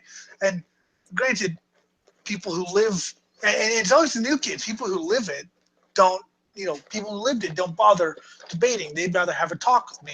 And I heard one older guy go, you know, you're the only. Sorry, that's my sister playing a video game, screaming like a fucking moron. And one of the other guys went, you know, you're the only fucking kid with any brains in this place. Because I wasn't, you know, I knew the shit. Yeah, exactly. So if she just dropped the whole "I'm a woman" thing, I would fully support this article because it's stuff we've all had to deal with. You know, fucking, I remember whenever I was fucking talking to this one guy, he's like, yeah, I still loved fucking Iron Maiden's first vocalist. And I was like, what, Paul Di'Anno? And he's like, no, fucking Bruce Dickinson. And I was like, get the fuck out of here. You know, showing him my tattoo and this shit. And, oh, God. No, better. I was walking in school and someone was like, hey, there's a girl with an Iron Maiden t-shirt. And I was like, oh, what's your favorite album? Oh, I don't know. What is this a band? I just like the shirt. And then I just stood back and went, God, I fucking remember that. I was fucking... They had this booth at this fucking small little ghetto fucking wannabe fucking carnival in Jeanette, my old hometown. And when I was there, you know, they had a fucking Iron Maiden poster. I'm like, oh, God, it's been years since I had an Iron Maiden poster. I'm going to win it. There's these kids there trying to win it. And the guy at the desk was like, you know, fucking, well, who is this? I don't know. It just looks cool. And blah, blah, blah. And they didn't know shit about it. I wanted to fucking murder them. And I started talking trivia with the fucking guy at the booth. And I didn't even have to play the game. He just handed me the poster without even me paying him. That's the same thing that happened. I was like, you know, 15, 16. So we went to a carnival in Poseurs, which is my grandmother's, where she lived or whatever. And there was a Metallica poster. Now, as you know, Jim, I'm a fan of Metallica's First Floor. So I was like, okay, you know what? Fuck it. It's something tangentially related to metal. I'm gonna get this, right? Because it's whatever. I like Metallica. I listened to Fight Fire with Fire last night. Oh God. So anyway, I believe it was the Puppets lineup that was on the poster, and there were these kids in front of me, and they were playing, and I was like, so what's your favorite Metallica song? I like Inner Sandman and Sad But True. And I was like, okay, do you know who this, the bass is on the song? That's, I don't know the names. And I was just like, oh, my favorite songs are Creeping Death, Fight Fire with Fire. And the guy's like, okay, here's your, I actually did have to play, but he's like, God, I hoped you would have won, because if you didn't, I would probably have just given it to you anyway. Because it was, I was like, oh yeah, and then it's a shame this isn't a poster with Dave Mustaine and Ron McGovney. He's like, okay. So yeah, I just so now I have a Metallica poster because why not? Mm-hmm.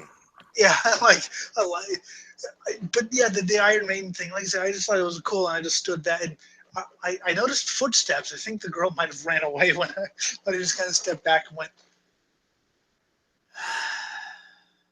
This is like the Road Warrior Queef reciting, I'm a metalhead monologue. I like that analogy. He sputtered a little, then left with his tail between his legs, hopefully having learned a valuable lesson. Only assholes assume that women, or any other minority in this heavily straight, white, cis, dude-centric scene, are clueless about heavy metal. Yeah, Didn't we just get done with the straight, white, cis, dude-centric scene thing with the previous article?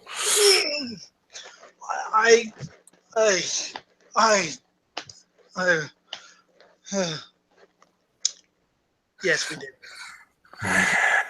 There is a profound difference between sharing information with someone you see as an equal and condescendingly bleeding out screeds of facts and opinions without ever letting the other party engage or acknowledge that they may have anything to add to the conversation.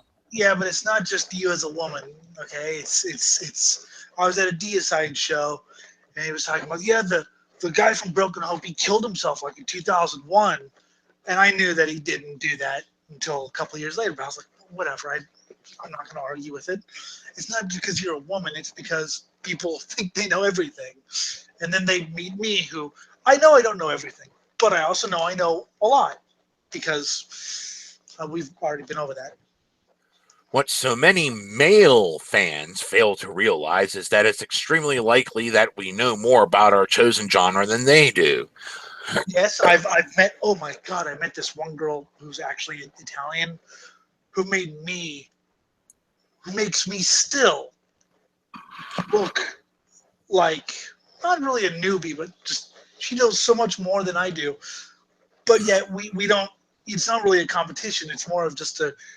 If you ever met us, Jim, you'd probably want to jump off a cliff because we could just talk for hours. That's nice. I've met chicks that made me look like a fucking complete poser, even to this day. Yes, your ex interviewed Cannibal Corpse and shit. Mm-hmm. Even though I still don't agree with a lot of what she says about the band Sinister, but because we've had to spend years proving ourselves. Well, yeah, and I've had to spend years proving myself. Your point. What was the story I told you earlier this episode about when we joined Metalgate? I had to prove myself to you, and you had to prove yourself to me. And the others I didn't really know that well because they left. And Scott admitted he was a newbie, so that was whatever. A given. Yeah, but it was like we had this imaginary thing, and yeah, I had to prove myself, and I'm fine with proving myself. I'm fine with proving myself. But apparently people are just so sick and tired. That was the thing with Ryan from Intestinal Disgorge. The first time I heard Intestinal Disgorge, I thought it was a 15-year-old. I thought it was a 15-year-old making noise. Of course, and then I heard, years later, I even wrote a shitty little review for my blog about this is stupid, which, whatever. And 50, years later, I read the interview. It's like, wow, that guy's a really smart guy. So I wanted him on my show. But in a way, he had to prove himself because, like I said, I thought he was just a drunken 15-year-old. Yeah. Which, of course, was what he was going for. He was going for the satire of that. We have to know everything so that others believe we know anything at all. That's the same false. with me. That's the same with me. Is that I'm the. You have to prove that you know something in order for anyone to deem you know anything at all. Because we've spent too long talking to people who say they like metal, and yet the favorite band is Black Veiled Brides, and the death metal band Disturbed, as I heard someone say. Oh God. There was a thrash metal band called Disturbed, but that's not who they're talking about. Yeah, I gotta rip someone's spinal column out. It's all right, as long as it's not mine. That person. Kill Chaz. We've been tested and laughed at and scorned and abused. I have too. I have too. I think we did it to each other on the Metalgate podcast too. We still do it. Yeah. I mean, all far because driven. Fucking. You fucker. Because why, Jim? All because we dare to fall in love with the same kind of music that our apparent adversaries are into. Oh, you're calling men adversaries. Why not call all of humanity an adversary? Well, yeah. That's the way I look at it. Me and Black Metal Rebellion got into it, and he wound up throwing a bitch fit and leaving, but he liked some good metal. It was just his whole attitude, It seems absurd, but really ask any woman who's spent a prolonged period of time involved in heavy metal or punk or any kind of difficult or complex musical genre. Okay, Punk's you know what? Complex. You've pushed me over the edge. I'm emailing one of my girlfriends right now. Fuck it. Good. You've pushed me over the edge. And see what she tells you. We'll find out at the end of the show. Yes, we will. Either that or we'll state at the beginning of next. No, we'll find out. She's awake. Okay. I know what it's like to be challenged, for fuck's sake. I get idiots on Twitter every day trying to explain metal to me. I don't do that. And you don't understand that that's metal in and of itself? Fucking shit.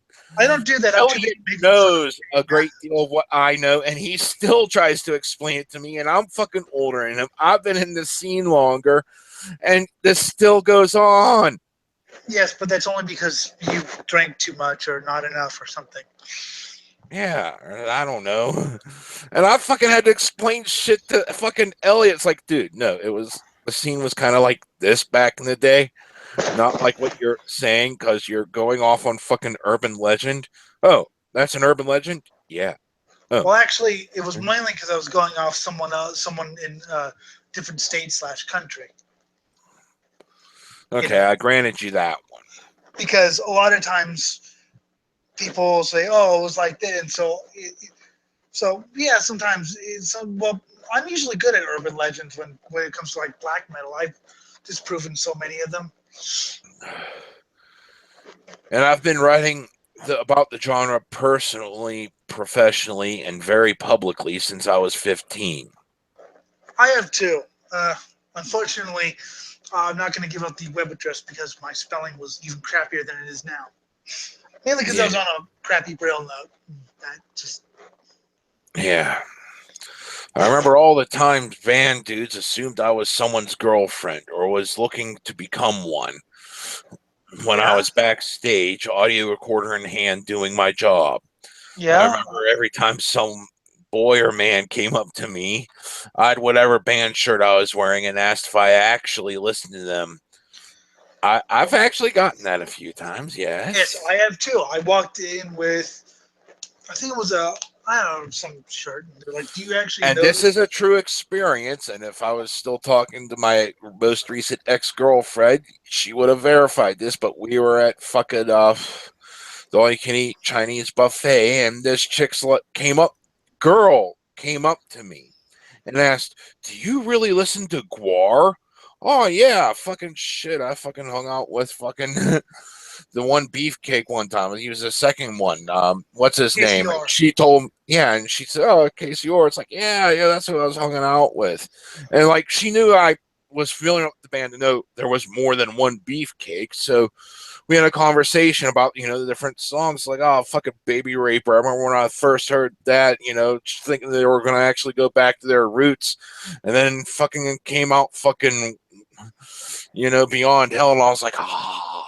Yeah, it's funny because, Casey was also in the band Rigor Mortis. Oh, I'm sorry, it was a Rigor Mortis shirt I was wearing. Great thrash band from Texas. Mike Scacchi, later of Ministry, that shitty band. And this person comes up to me, "Do you really like Rigor Mortis?" I was like, "All your prayers are said in vain. Live by the sword, you die by the same. Die in pain." And we had a, 2-hour conversation about different thrash metal bands. Looking to test my knowledge. Yeah, just like I got done explaining with the fucking chick at the fucking random Chinese joint. She was trying to test my knowledge, and like we fucking kind of had, a nice little conversation about it. If my fucking ex wasn't such a cunt, I might have added another friend, but no, she was a cunt. Well, yeah, but now she's gone. Yes. I remember the time someone told me I was too pretty to actually like metal. Yeah, the same thing was said by some of my friends who were girls in the old puke gang, and they responded with how I've described to you. Mm-hmm. And they said, "Okay, you're one of us. You're accepted. Now, could you get a Band-Aid? I think my jaw's bleeding." Now I've gotten the fucking "you were too young to like metal," real metal, back when I was fucking going to death metal shows when my teeny bopper years. And I had to fucking prove myself back then. Your point. There's even one colorful person who said, "You're blind. How can you like metal?" Although I think, because I know who it is now, I think they were, just being an asshole to be an asshole. Yeah. But still, I love that. I remind him of it every time. I'm like, "Well, I can't like this. I'm blind." He's like, "Shut up." And he meant it as some kind of warped compliment. Have you seen Metalheads? Have you seen me? Have you seen me?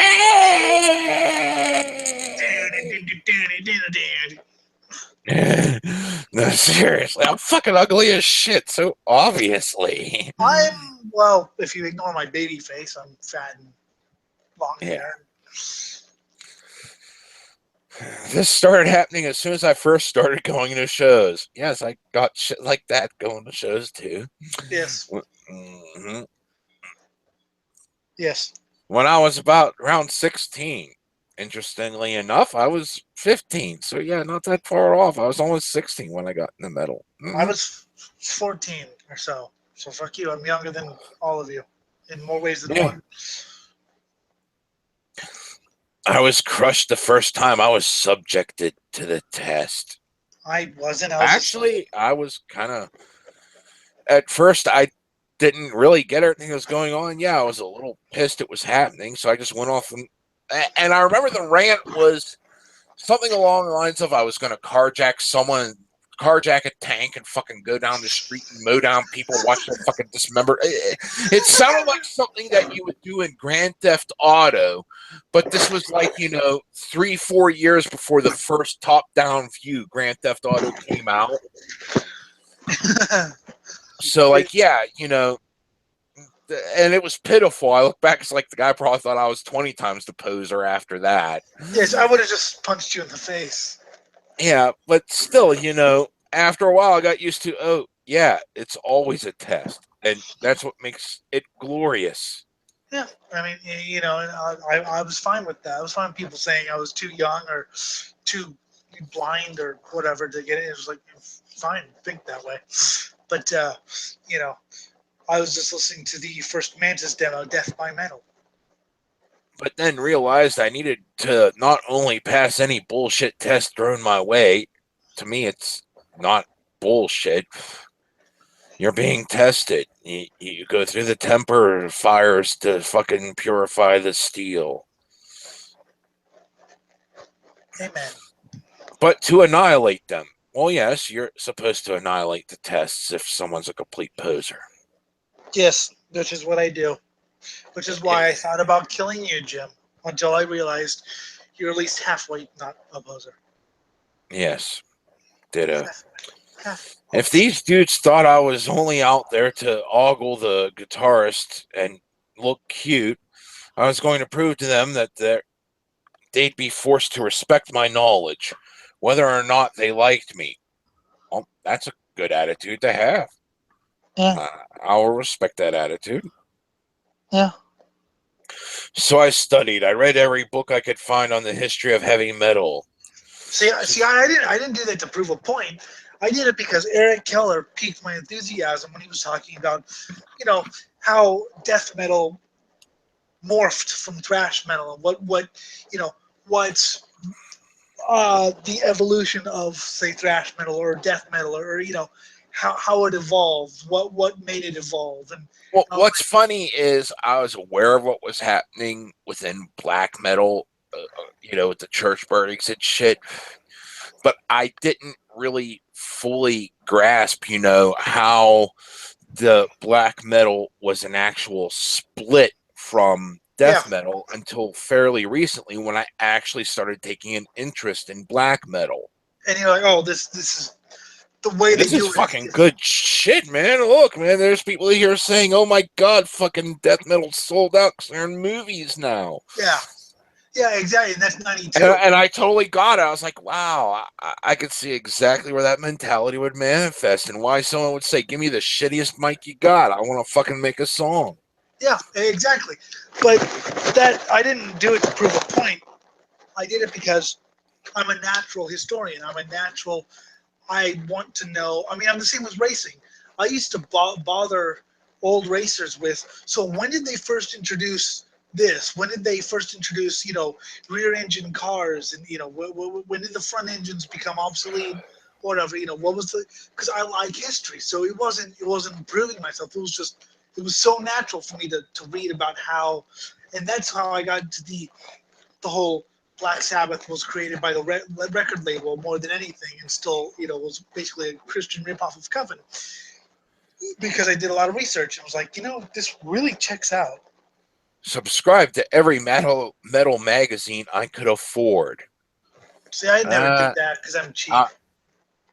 I actually never subscribed to one. I never did. I bought a few.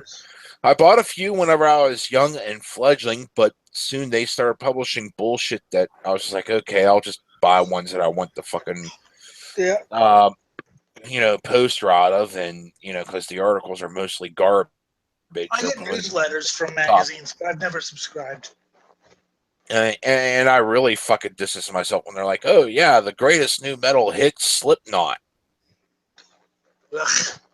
Yeah, no, thank you. And you even liked Slipknot back then. Mm-hmm. And you even still say good things about Iowa.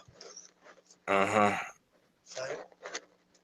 Exactly. And I just couldn't hack it because they're like saying, this is great metal. It's like, no, it's not. No. I only put up with it on the radio because, and it was, I was at work and people probably wouldn't like fucking Napalm Death.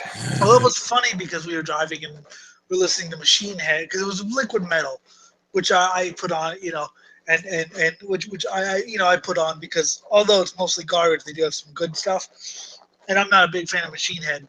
And we were listening to it, and towards the 19th minute of the song, not really, but I was like, wow, this is stupid. I'm like, hey, he gets it. Machine Head sucks. It's try-hard, progressive groove metal.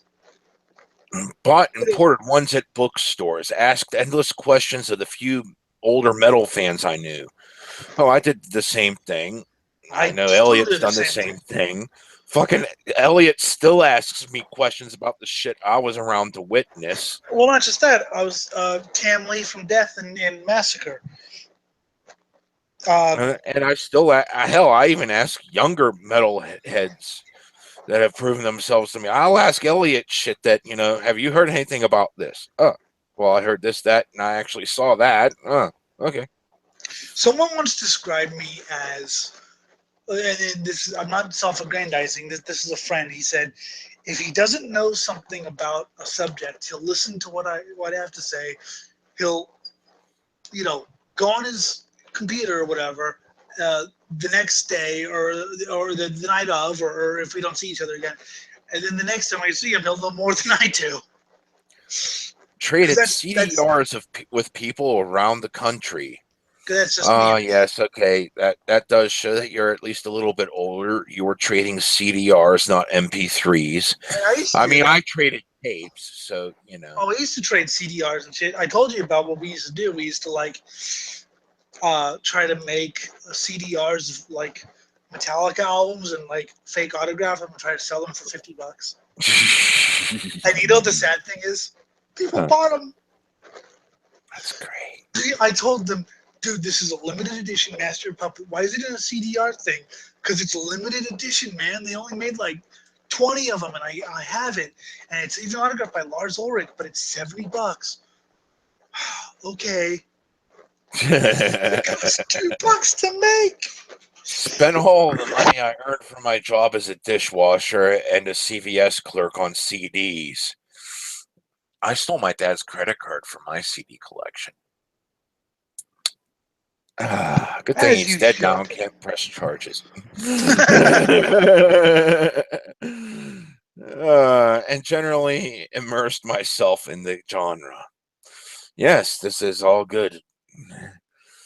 I didn't know everything and still don't, but I knew as much as a teenage girl living in a tiny rural town with no internet could.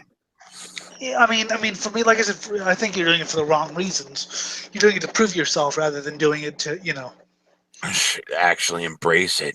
Yeah, you're doing it so that's what I did. But anyway. I mean, I understand, learning something to prove yourself, but at the same time, there's also learning it because there's a passion. Yes, that's what I did. And I do it more so because I have a passion. Still do. And I even ask other people's opinions about bands I've already formed my opinion on, just to get a general knowledge of, is there anything of merit here? Why do you think we did the Swine review shows? Mm-hmm.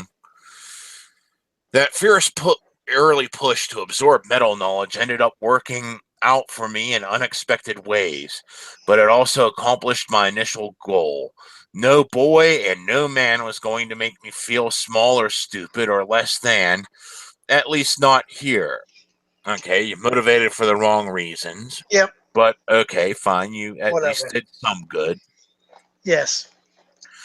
The outside world was another story altogether, but here, within the hollowed halls of heavy metal, or whatever bar, basement, or dingy venue I ended up being in at the evening, Yeah.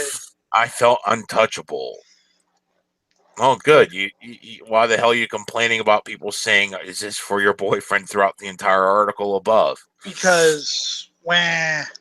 You need sympathy points? You don't need sympathy points. Just say, I fucking smash people. Nar kill. Nar kill.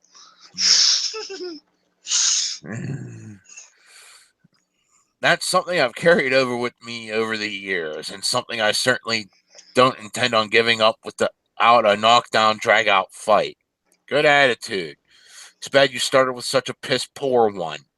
Don't go from a place of weakness and trying to beg for sympathy. Just state, I kill you.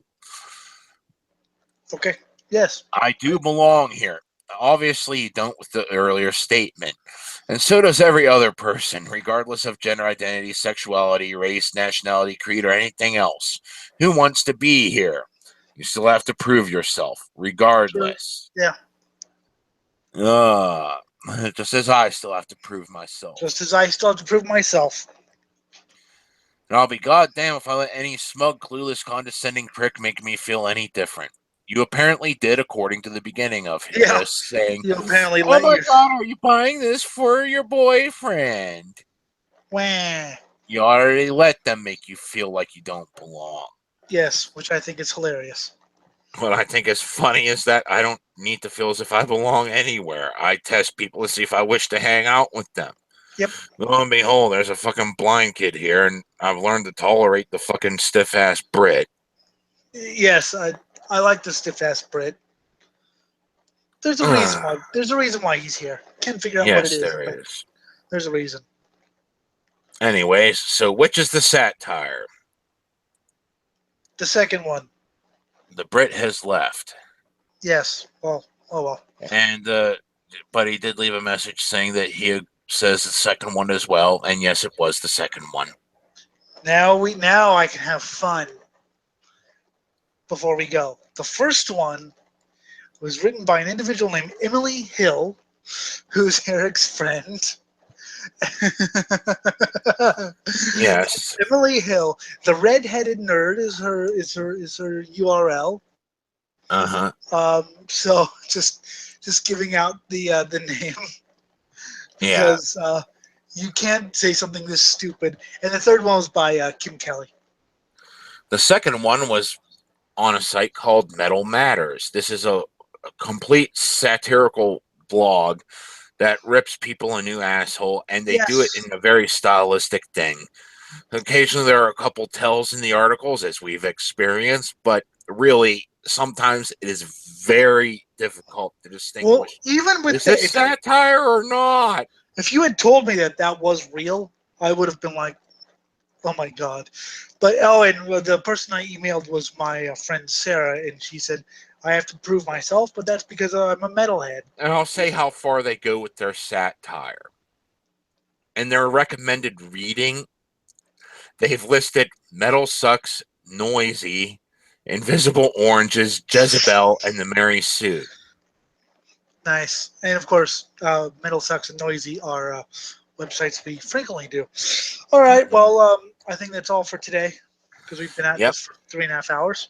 So yeah, Sarah says she has to prove herself, but that's because she's a fucking metalhead, and that's something that comes with the territory. Exactly. Still have a viewer.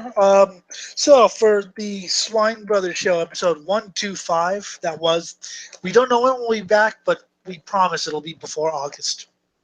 Yes. Jim. For January, whatever the date today is, 17. Happy New Year. Yay. Although we did the New Year thing. 2017. You can still email us at cosmicgodsdie@gmail.com. Facebook is still Swine Brothers. Twitter, SwineBros666. For the stiff Brit, Chaswell Almighty. For our co-host, The Jim, I have been Elliott Lindemood. Prepare to see shots of Jim in a dress. We'll see you later. The Great Cthulhu says, go fuck yourself. If you don't like his music or stories, then be driven to madness.